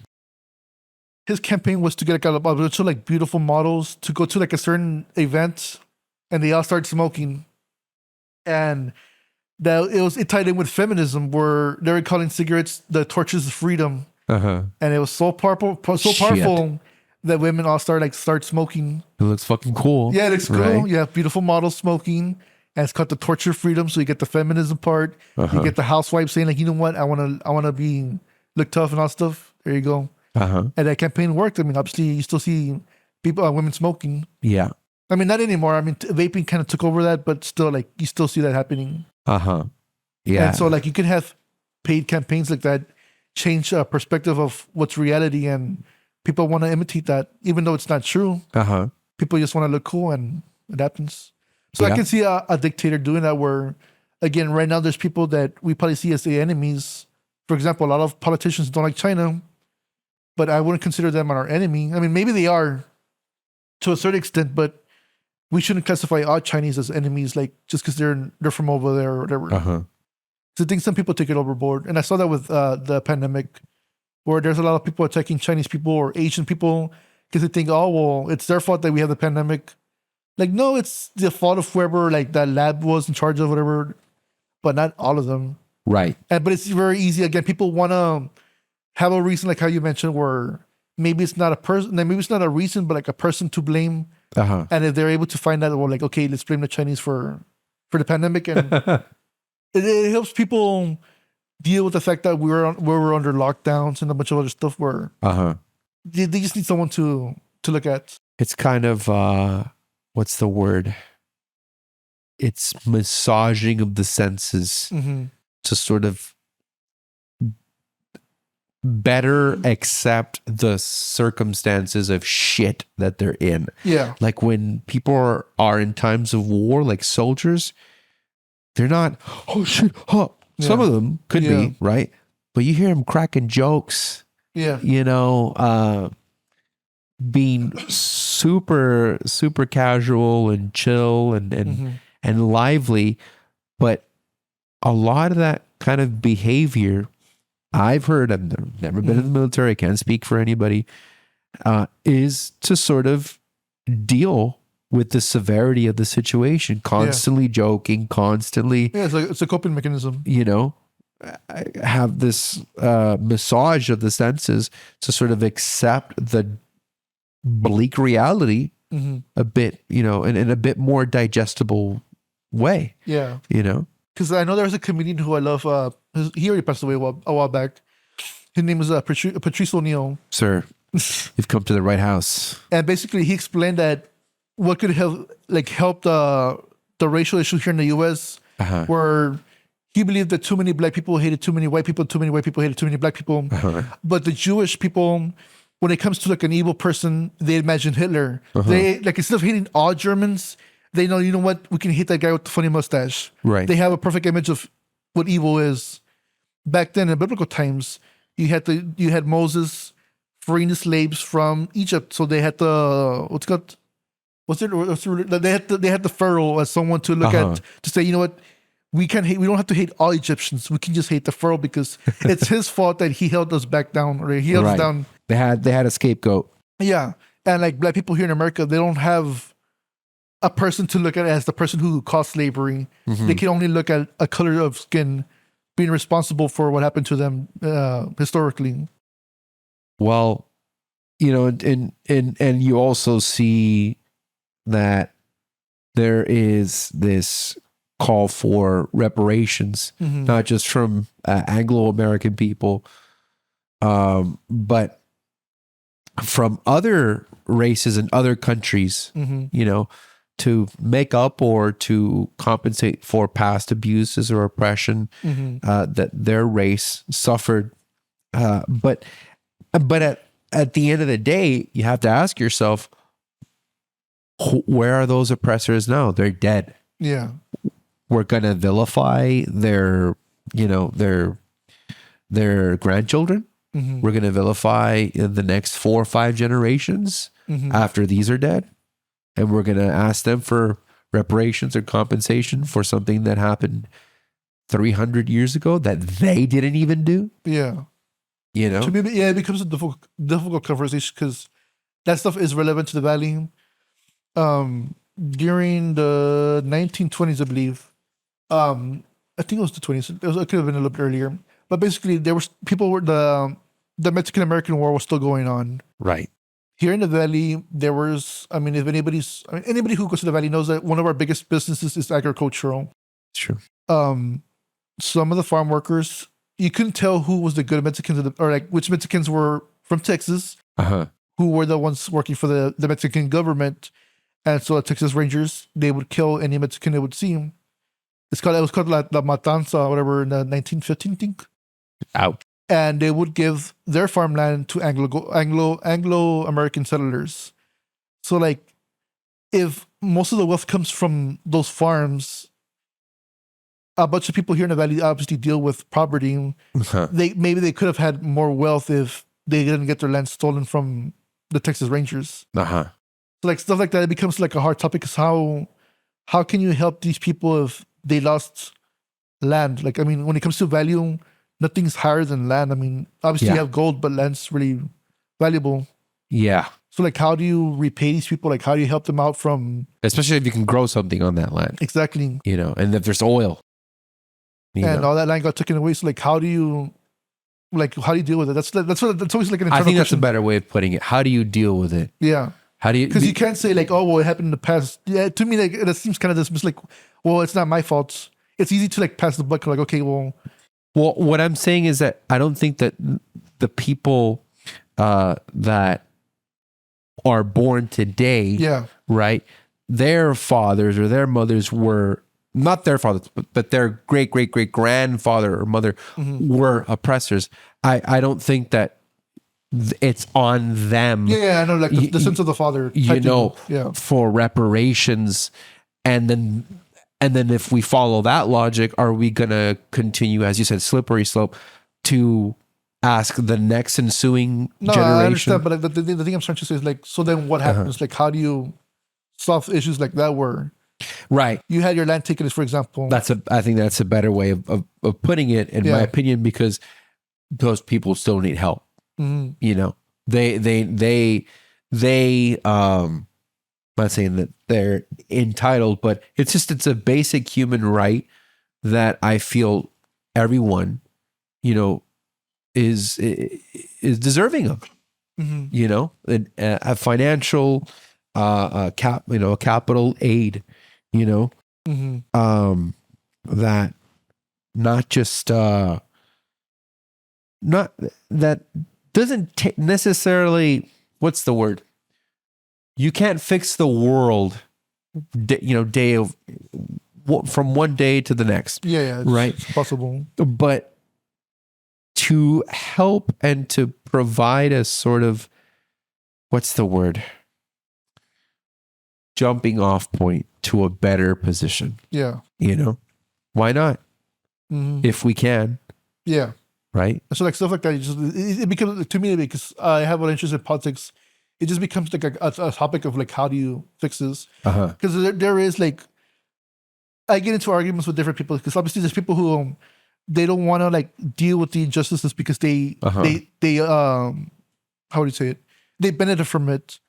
But then there's also people who always want to victimize themselves for every single thing. I'm like, to me, it's like, how do we find that on balance? both sides of the fence? Yeah, how do you find that balance? How do you resolve issues like that? Because again, no one wants to have racial issues go on forever where people are constantly at war.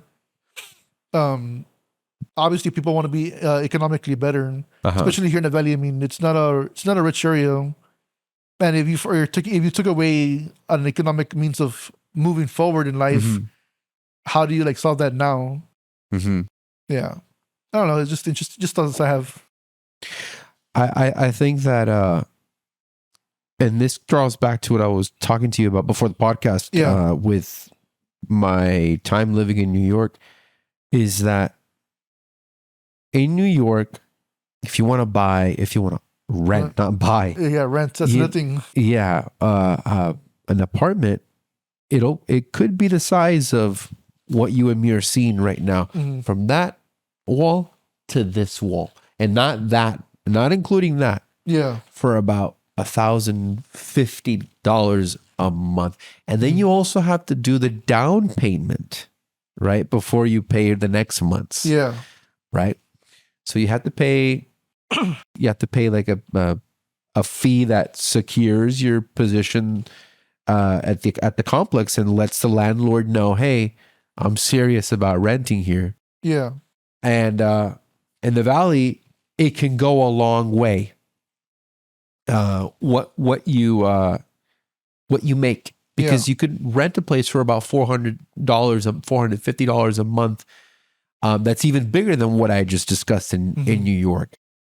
But It's the lack of job opportunity. That's where it really. that's also the thing, is that, it's a slower pace of life compared to somewhere like New York. Mhm. You can look up at the sky and you can see the clouds and you don't see the skyscrapers anymore. Yeah. Right.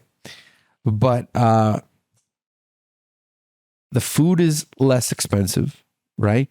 But it has to also do with how much people are making Exactly. as well. Yeah, because people, like, again, this is where I come into conflict with like some of the media where people love saying like, "Oh, the valley's growing." Like, it is growing a lot, and it's great. Like, you'll see a lot of new businesses, but at the same time, most of these new jobs are just like food service or retail. You don't really see like giant private companies down here. Like, obviously, if you look at San Antonio, you see like a lot of like giant buildings where you have banking, you have other like white collar jobs. Here, it's a lot of like just service industry stuff.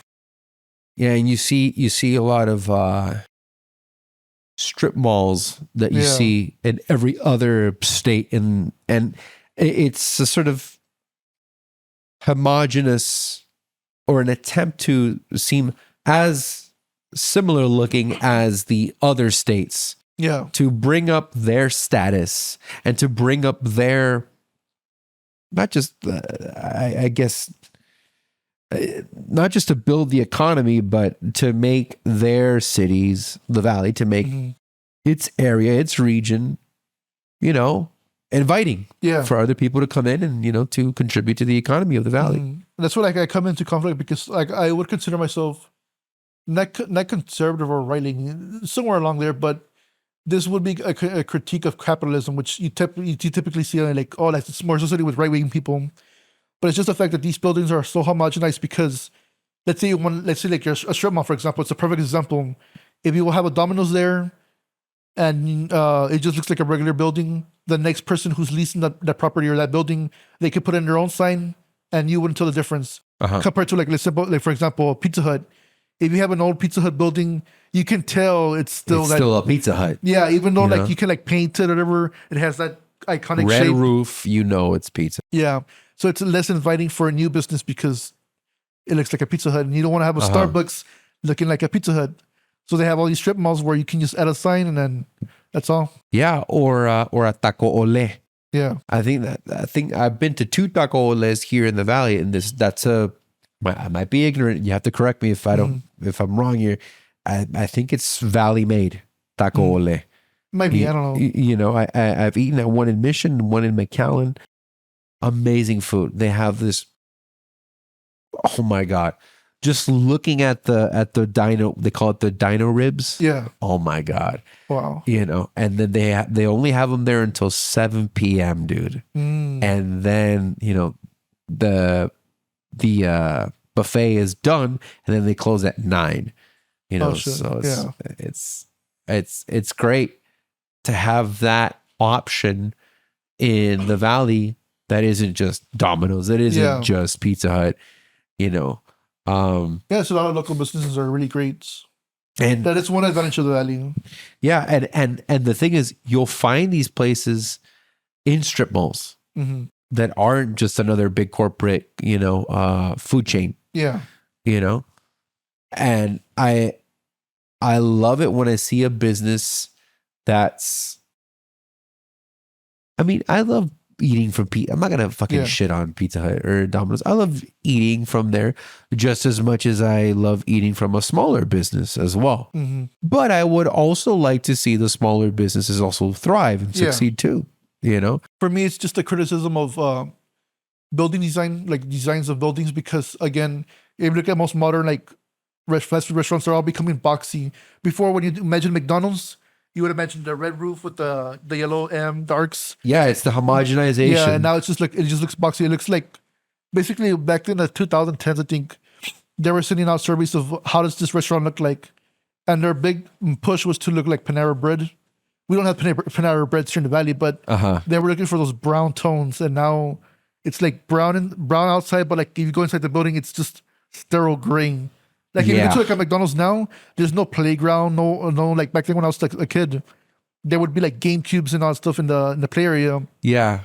Or 64 sometimes. Now it's just tablets inside. It's all gray. Yeah. Sometimes you can't even eat inside a McDonald's anymore. They just have the table itself and then a tablet to order food, and that's it. Yeah.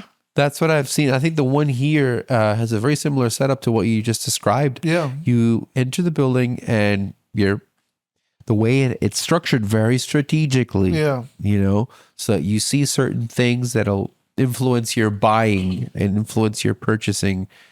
And as soon as you go in, you see your thrust. And I think this is for most restaurants too, fast food chains. You get into the line. And I don't see that many tables anymore. You know? Yeah, they're not. And that's back then. Sometimes old people would like sit down, drink their coffee, talk with each other. You don't see that anymore. And it's also like, that's like, for me, it's a hatred, because I know it is like, it makes it easier for these businesses to make more money, but like I hate it because it's also infiltrated homes where sometimes you go to houses or apartments too, where it's just gray floors, gray wooden floors, but it's like vinyl. It's not like actual wood, gray walls, white roofs. There's nothing else. Like all these apartments are copying that format. It's soulless. Right. Compared to like, let's say for example, this house, it has different floorings. It has personality, it has character. Thank you. Appreciate that. That's disappearing. I paid for it all. No, I'm kidding. But appreciate it. No, yeah, like you see that with TikTok, where again, it's always TikTok because I see like a lot of content there. There's millennials buying like Victorian houses, and they're stripping their personalities. Like they take away the staircase, they take away everything, and they just make all the house what the fuck? White. Yeah. So like back then, there was like a criticism of boomers where if they ever had like wood floors, they would like add carpets to it. Like they had carpets everywhere. I know some like houses had like carpets on their walls too, from the 70s, I think. And people like millennials would criticize boomers for like having so much carpet when they have like beautiful wooden floors. Right. Now it's this whole thing where they're chasing the color gray and white to make everything look. It basically looks like an Apple store. I guess it's this. And it is like a homogenization of just everything, of taste. Yes. It's cheaper because if you buy one color, then you can buy a lot of paint because it's you're buying through, what's it called?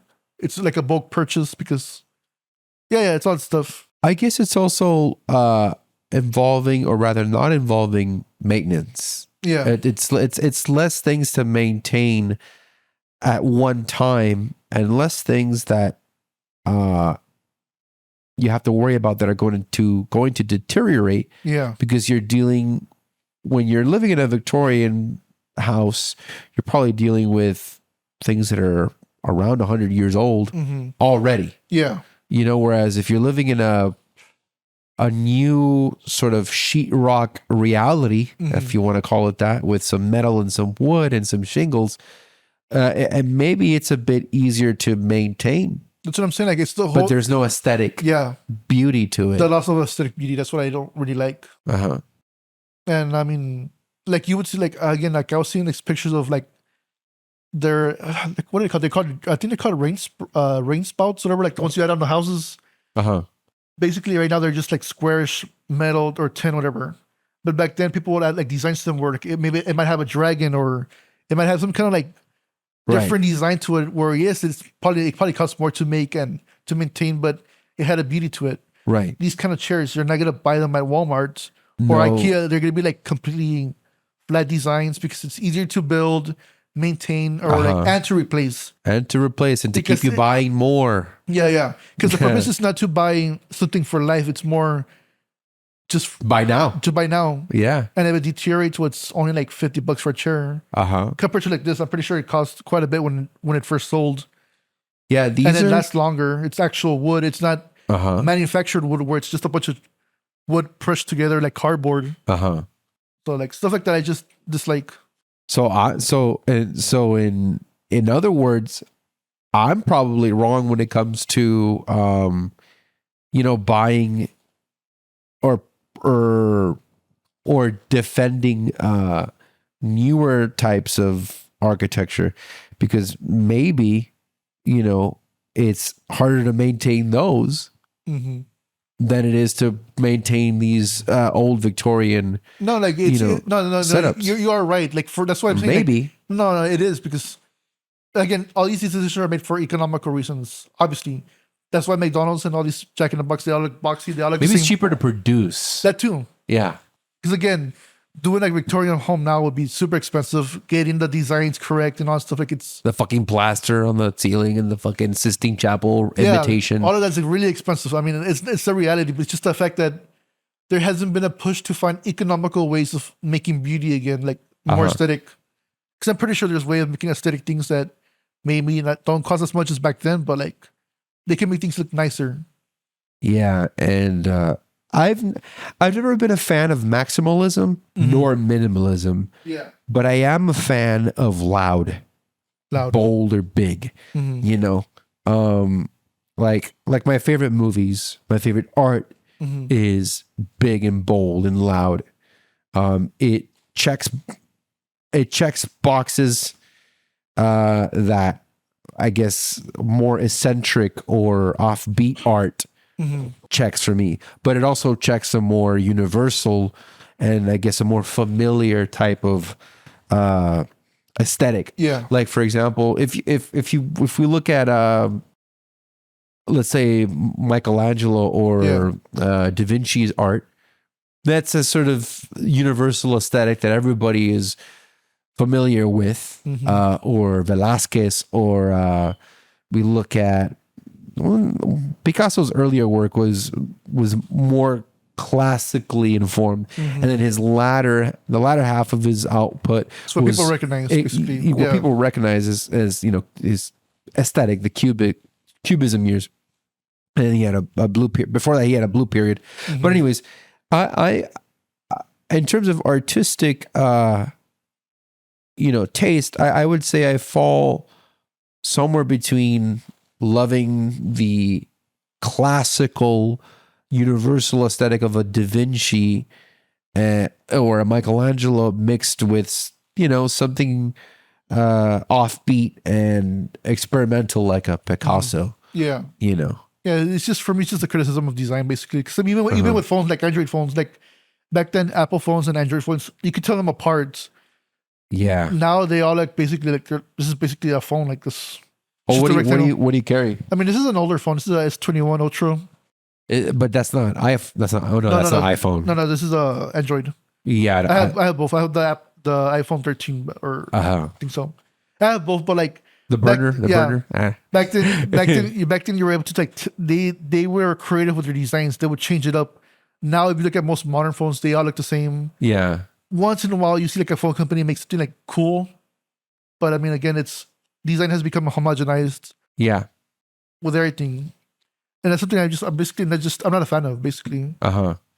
It's been called soulless. Yeah. It's been and again, it draws back to a theme of this conversation is that homogenization is a product of what is being sold and who decides what is being sold and who decides what is being manufactured. Yeah. Right? Which you can draw a parallel to what is being told in the media, what ideas are being pushed in the media, who is making that noise, who is pushing that ideology, right? And maybe you could say that there is, I don't know if I don't have enough evidence to say that there's a concerted effort to, zombify the public with homogenized architecture or homogenized almost everything. Yeah. Homogenized phone designs, homogenized house designs, homogenized people, homogenized fashion, Yeah. you know? It's just basically it's just the economics of let's make everything mass produced, and it just makes it easier for everybody. It's cheaper to buy, easier to produce. Uh-huh. I mean, we talked about it with films where you start seeing a lot of films like the similar, or I don't know, like I saw that with the recent the movie Bad Boys. Oh, They're making another one. If you look at the aesthetic of the film, it looks like John Wick and some other film combined together. right. And it's because people like I understand it from like being a promoter. I Uh-huh. understand the business aspect of it where you're trying to maximize how much money you can make, because Correct. here in the Valley, for example, the hardcore scene is the most popular scene. Mm-hmm. If you do a hardcore scene, you're gonna guarantee make your money back, Uh-huh. no doubt. I'm involved with the indie rock scene. It's a bigger gamble because it's not super popular. So like sometimes you look at the money made over here, like, hey, why don't I just do what they're doing and Right. you make more money? It's a bigger risk, and that's why like these like huge these like Warner Brothers are like they're all making these giant films because it's just guaranteed money. But again, that it gets rid of any creativity, any risk. Like if you're a creative person, you're getting rid of all of that just for money. It's just that internal chase for money. Like I understand it because we need to pay our bills. Right. Life gets more expensive. But there needs to be rebels in all aspects, whether you're a musician, an actor, a director. Again, something like The Evil Dead, when they did that right. Demon thing, the camera. I don't know what it's called, like the perspective of the demon. Oh, the point of view shot. Yeah, like it was something like rebellious because no one would ever recommend you to do that kind of shot because again, it's not traditional. It's like people need to find ways to learn from traditional art or like the basics of it, the fundamentals of it, why it works, but then also be rebellious enough to know, hey, let's do something different. Right. It's not the mainstream, but you know what? Let's just do it. Exactly. Because I you know, and this goes for almost every artist, a musician, a painter.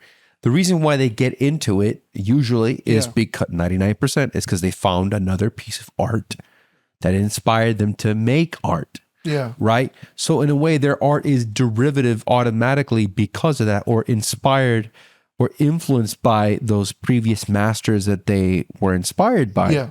Right. And same thing goes for movies.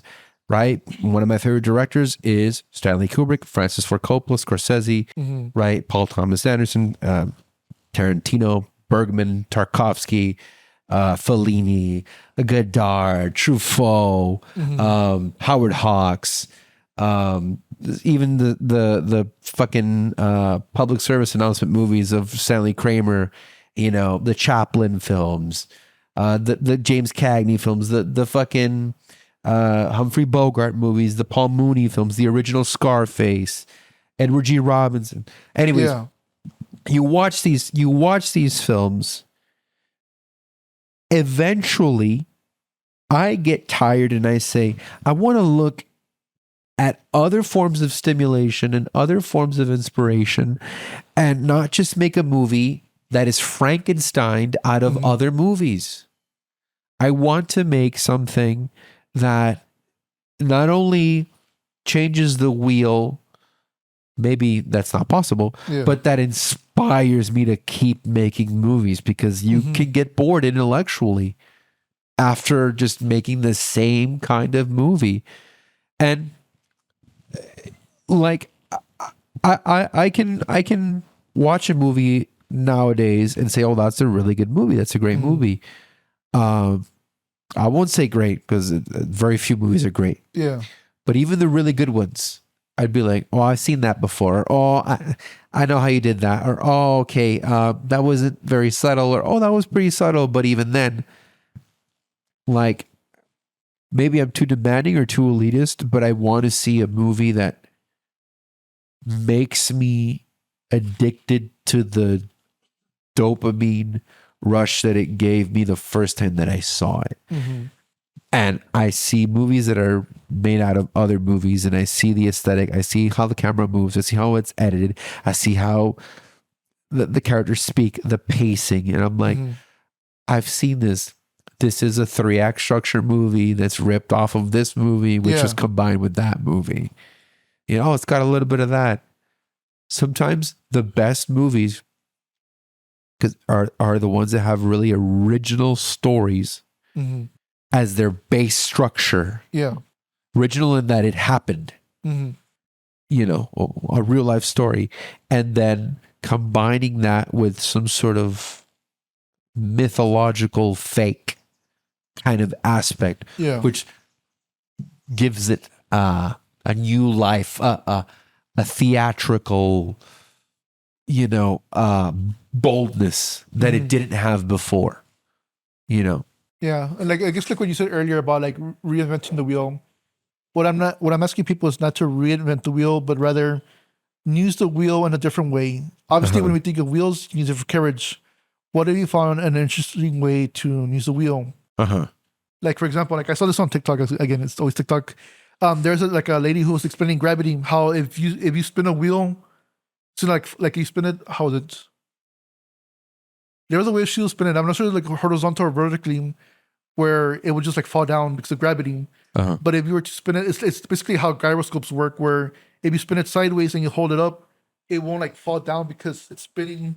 Right. Yeah, it's like stuff like that. Like it's entertaining because again, you're using a wheel that everybody knows. You understand. It's again the foundation. Everybody understands the foundation. But if you're able to respect the foundation, but find new ways of breaking the rules or making it more interesting, Yeah. you can create something original without being like, again, reinventing the wheel. Because the average person, they're not gonna understand design. But like if you understand design in like a basic, like I don't even know what I'm trying to say anymore. It's because look, my goal as a filmmaker is to make a sincere product that you can consume on a very surface level.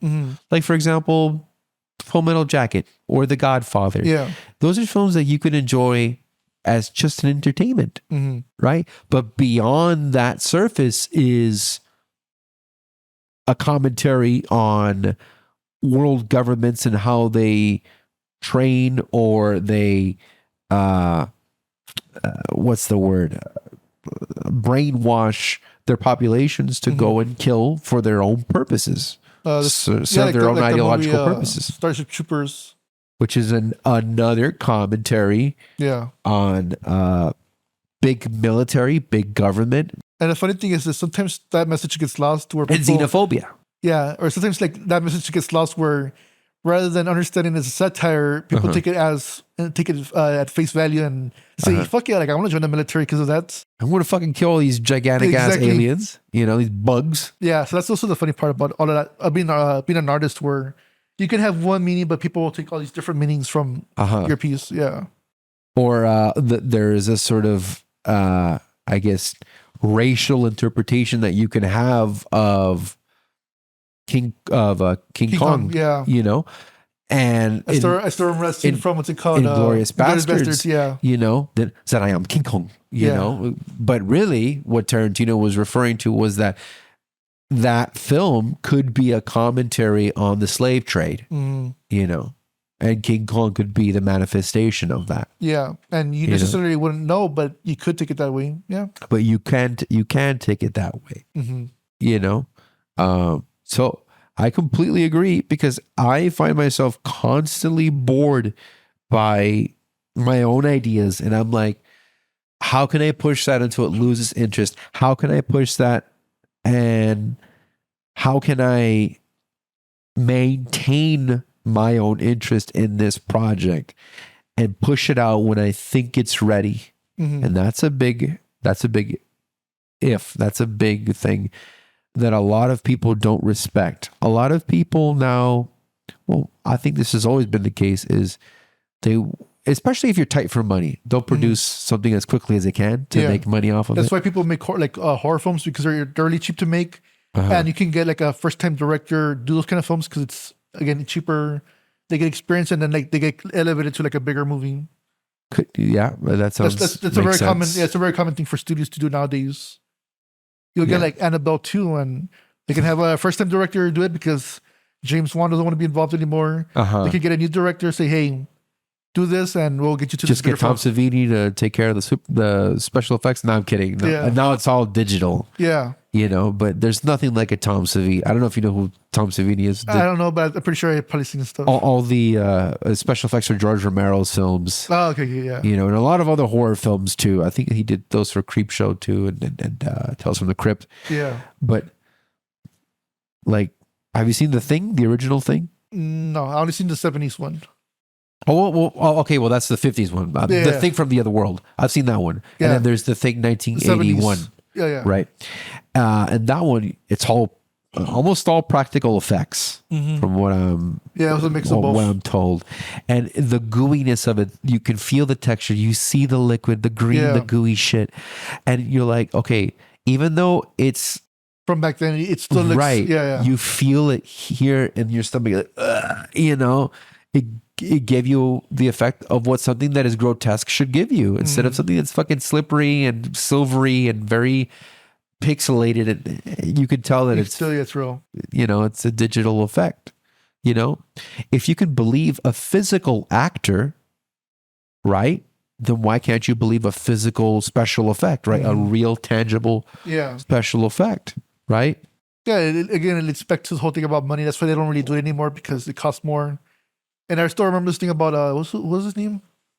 The actor for Gandalf. Where Rory Coltrane or something. No, it's wasn't it Ian McKellen? Oh, Ian McKellen. My bad. I'm confusing him with Hagrid. My bad. Yeah, where like he felt like really depressed and sad because he was comparing his experience with The Hobbit versus Lord of the Rings, where in The Hobbit it was just a bunch of green screens. He wasn't even there with the actors yet, and so like he felt depressed because in Lord of the Rings, again, bigger budgets, crazier stuff, but they were actually with the actors. They wouldn't use like physical effects like with the yeah. It's basically, again, it's all about the internal chase for money, where you want to maximize profits and you're killing art that way. Yeah, and it draws back to what the previous conversation that we were having about the homogenization of things. So it's all of that, yeah. Because money and profit is at the is at the precipice, or it's the golden calf right now. The golden calf, which has always been there. But there was enough, at least enough freedom for actors, directors to do crazy creative stuff. Like I was seeing how like they would make the perspective shots for Frodo and Gandalf to make him look tall and really big, and they had like those shifting tables that it would move the camera to make him look smaller. They would have the same like apples and fruits. They would have like a big version on one side and a smaller version on his side. So yeah.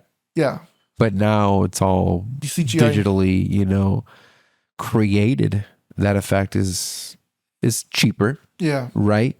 And it makes production faster, which makes their profit come in faster. And the thing is, like, sometimes they're even killing those CGI companies, because I know Marvel did that, where there's certain companies that they would work with to like make the CGI effects, and that they wouldn't pay them enough and they would just collapse. And so like that's why you're seeing like modern Marvel films with like bad CGI, just because they're handing it off to like outsourcing to other companies that aren't that good. And also too, what I've seen is that the studios, and it makes sense. Yeah. They push for the filmmaker to make a film as short as possible, because you can get in more screenings a day with a shorter film, instead of having a 3-hour, Lawrence of Arabia. That was almost 4 hours long, if not, it probably is. Sometimes some movies should be shorter, honestly. Because I go to like the cinema sometimes and I'm like, this movie's dragging a little too long. Yeah, like, I'm very thankful that we still get Scorsese films. Yeah. Right? But I just did not really hold in that high of esteem his last film, Killers of the Flower Moon, as I did, let's say, The Wolf of Wall Street, or Raging Bull, or where would you rate Casino. the Irishman? Because I haven't seen it, but I heard it was like really long. I'm like, you know what, I'm not watching this. I actually liked it better than the Killers of the Flower Moon. I think that Scorsese really formalized his needle drop fast-paced narration type of editing that you also see in Forrest Gump. Yeah. That you also see in Trainspotting. I don't know if you've seen it. Not that one. But it's when I say needle drop, it's a film that its pacing is pushed along by a selection of LPs and records and narration. And that carries the interest and the attention span of the viewer. You know, Forrest Gump, you know, Mama always said this, that, and then the music cues, and then you have this montage of things that are happening to him in Vietnam, and then you hear the Creedence Clearwater Revival cues in, right? That's all, I guess, if you want to draw a lineage to a past filmmaker that did that, that's Stanley Kubrick. But I think that a filmmaker that really made that his aesthetic with narration, with fast-paced editing, and Was it Edgar Wright or no? It was Martin Scorsese. Oh, sorry. Martin Scorsese. I think he started really doing that in Raging Bull, and then he did The Color of Money with Tom Cruise and Paul Newman, and then when you get to Goodfellas, that is when it's in full effect, full force. That aesthetic has it's a identifiable aesthetic, like the way you can identify Tarantino with his dialogue, and his Sergio Leone ripoff shots, with the 2:35 aspect ratio. You know, you can tell it's Tarantino. The same thing with Sergio Leone, right? You hear the Ennio Morricone music, wow, and you see the wides, and you see the Technicolor. It's not lit realistically; it's lit in a sort of, I guess, if you want to call it, fake way, artificial way. But it gave it a theatrical and what's the word? Extra boldness instead of being more realistic. Because the lighting of Stanley Kubrick films is more akin to like the neorealist era of lighting, which is the Italian filmmakers of post-war Italy, and they lit everything naturalistically, mostly because Italy was in fucking shambles and they didn't have any money, right? And these weren't big studios, but that influenced a lot of how we filmed and how we received movies. And then you got more films in the 50s lit naturally, and then I think Kubrick adopted that into his aesthetic. And then, of course, the way he lights interiors is very natural in that, okay, he'll turn on the light bulb here as a natural source of lighting, or he'll turn on that light bulb, but outside the windows is fake, is blue light. Because it's mood setting.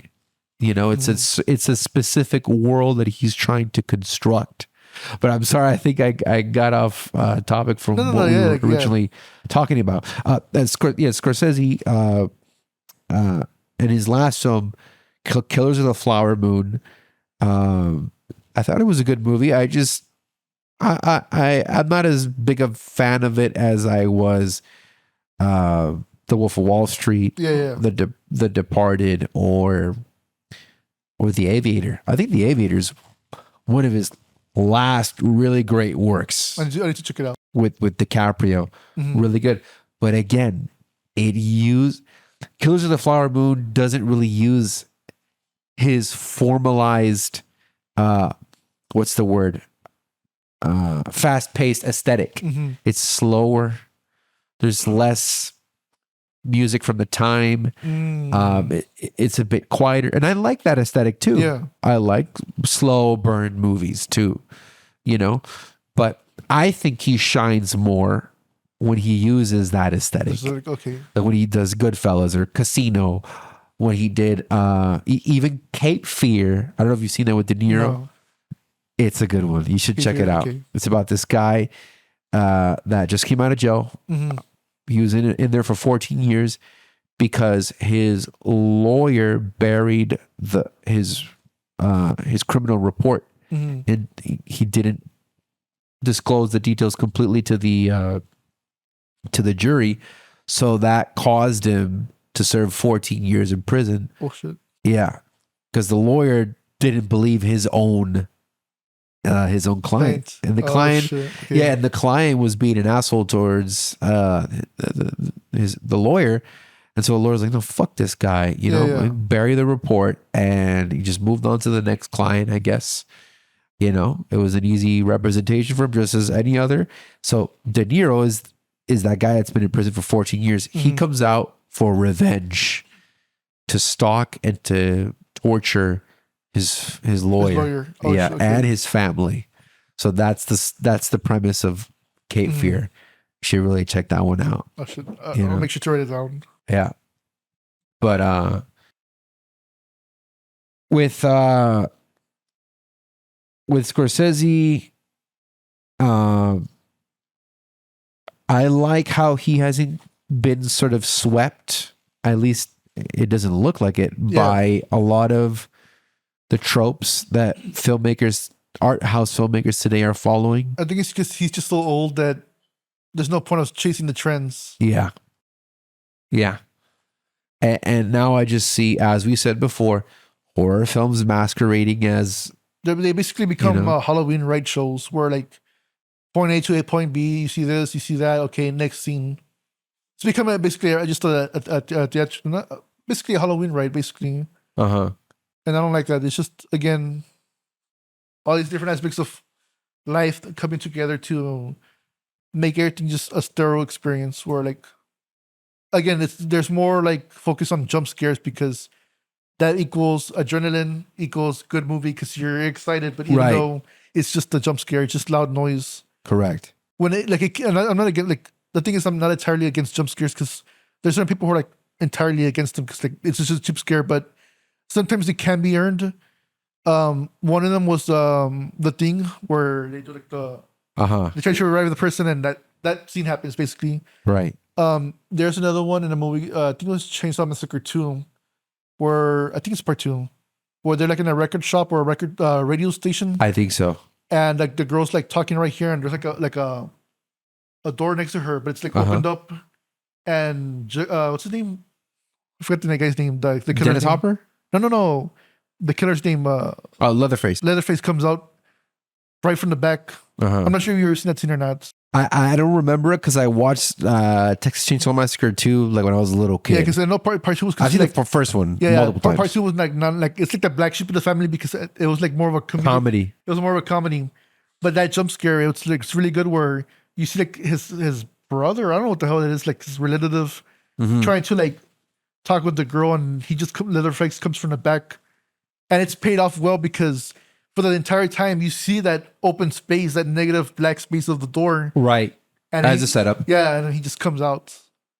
Yeah, and I'm just a big fan of horror in general. Yeah, and you mentioned earlier Asian horror. Yeah, I'm a fan of The Ringu. Ring. Yeah, The Ring. Ringu. Night Train to Busan was awesome. I don't know if you could consider this, but I mean, it has been Americanized. What is The Grudge? The Grudge, yeah. Yeah. I like the original. Yeah, the lost of translation of what The Grudge is. Again, all that stuff gets lost when Americans try to make those movies. Yeah, and you know what? Another good this is kind of it's been thrown around, but you shouldn't miss it. Audition. Okay. Check out Audition. It's a revenge torture film. That's all I'll say. All right. It's fucked up, but like good fucked up. Not like it's just fucking caca. No, yeah, I've seen some horror films that are just pure shock value, and it's like okay. The Serbian film was one of fucking them. Serbian film, The Human Centipede. 1, 2, 3, 4, 5, 6, 7. I don't know how many. Cannibal Holocaust was another one I saw. I think that one actually has some value. I think that one is actually onto something. but it is exploitative. For the actual broke animal rights. Yeah. They kill a muskrat in it, they The kill a turtle, Yeah. Live, and you see it, and it's just like, okay, and then they kill the monkey. For the average person, I would not recommend watching these films. I would not recommend watching that film. I only watched it because of a friend, so I'm clearing myself out of that one. No, it's all good. Yeah. No, it's actually one of the most impactful films I've ever seen. Mm-hmm. Cannibal Holocaust. And I think it is very terrifying even today, especially with the sleek, easy shit that we see on the screens, like Annabelle and The Conjuring. Yeah, like again, it's that cheese for PG-13 where it's very like it's childish. It's childish, yeah. Yeah, it's child's play compared to something like Cannibal Holocaust. Mm-hmm. Even stuff like The Exorcist from the 70s, like it is considered like it's not. I don't think it's considered rated R for the time. I think it was like PG something. Yeah, because Cannibal Holocaust is technically a snuff film. Yeah. For animals, right? But when they do the human sacrifice or they eat the people in the films, it looks so real. Yeah. And it gets blended in with the deaths of the real animals. So you think, oh, wow, it's real. When people were watching it back then, they thought they were watching a full-on legit snuff film. But no.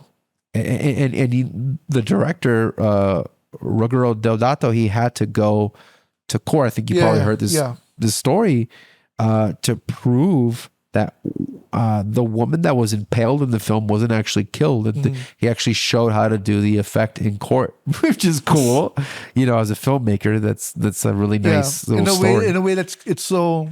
See, like it just shows that how impressive that was. That the fact that a director had to be called to court to prove that his effect was so realistic, so disturbing that he had to prove that it was fake. Right. Nowadays, you can tell everything's just fake because again, CGI. Yeah, but he did have the aid of the death of these animals as well. That's fucked up. But at the same time, thankfully, those animals were fed to people that were going to eat them. Yeah. But still, it's fucked up. Yeah, and now like there's like, I forgot what was the name of the horror film that came out about the swimming pool where you don't even see that that's happening because there's like kids involved. Shit. No, I heard one called Infinity Pool, but I don't think it was a recent film. I think it's from Blumhouse, where like they're in a swimming pool and supposedly Blumhouse is making they're doing some great stuff, but they're also decent movies. But they're also kind of at fault too because in that swimming pool movie, you think there's like a monster involved, but you only see like you don't really see like gory deaths or like bloody deaths. Like there's a kid who dies, I think, in the movie, or But like rather than showing like the kid like drown and die because of the demon or whatever it is, I haven't seen the movie yet. I've seen like reviews of it. It pans to like it shows like the character going under the pool or being dragged down, but then they pan somewhere else to show like they won't show the death of the kid. Oh, okay. And again, it's to keep the PG rating. You don't want the audience to feel uncomfortable that the fact that a kid died compared to like let's say Chucky, where there's a doll. It wants to kill the kid too. It doesn't stray away from blood and all that stuff.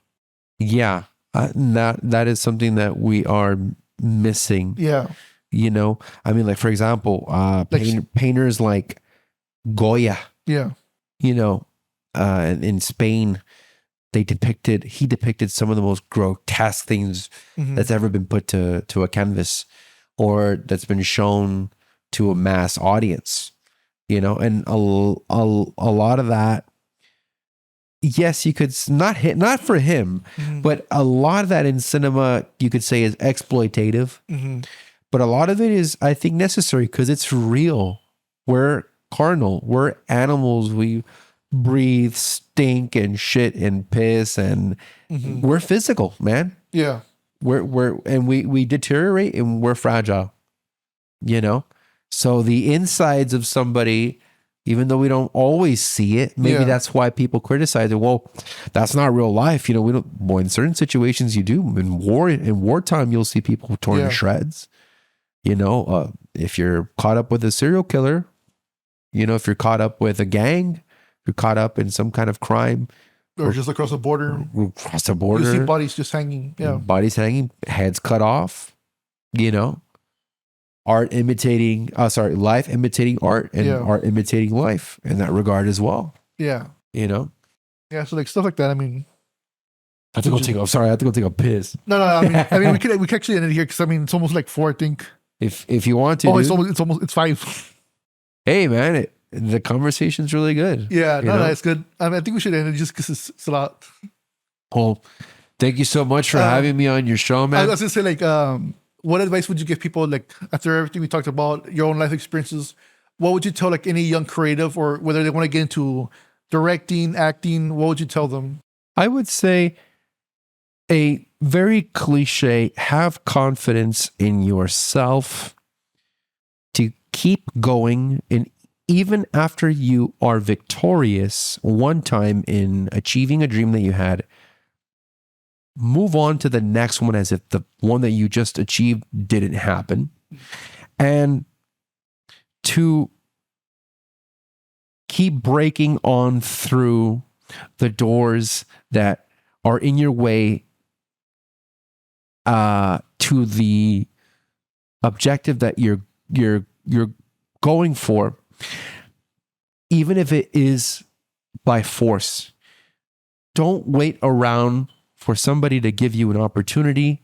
Get your friends together to make a short film, write the film, and you can use classical music as your soundtrack because it's not copyrighted. Yeah.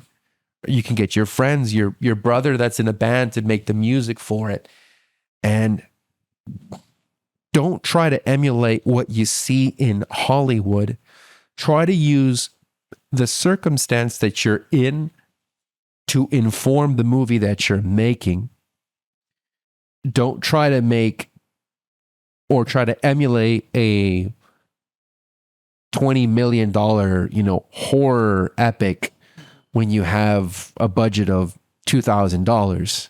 Yeah. Try to make a film about the things that happen to you every day. And you'll get, I think, a bit more realistic acting, and you can make something cheaper that way as well. And you can be more productive that way as well. And that you only have one life, and to take advantage of the time that you have. And as time goes on, and as I get older, I realize that time is of the essence. Yeah. And it's chipping, it's being thrown out of the window as I breathe, right? And I have less of it. I have less time today as I did yesterday to achieve my dreams. And if you have those resources, use them to will your way, to will the dream that you have into existence, and not wait for anybody to tell you what you're worth.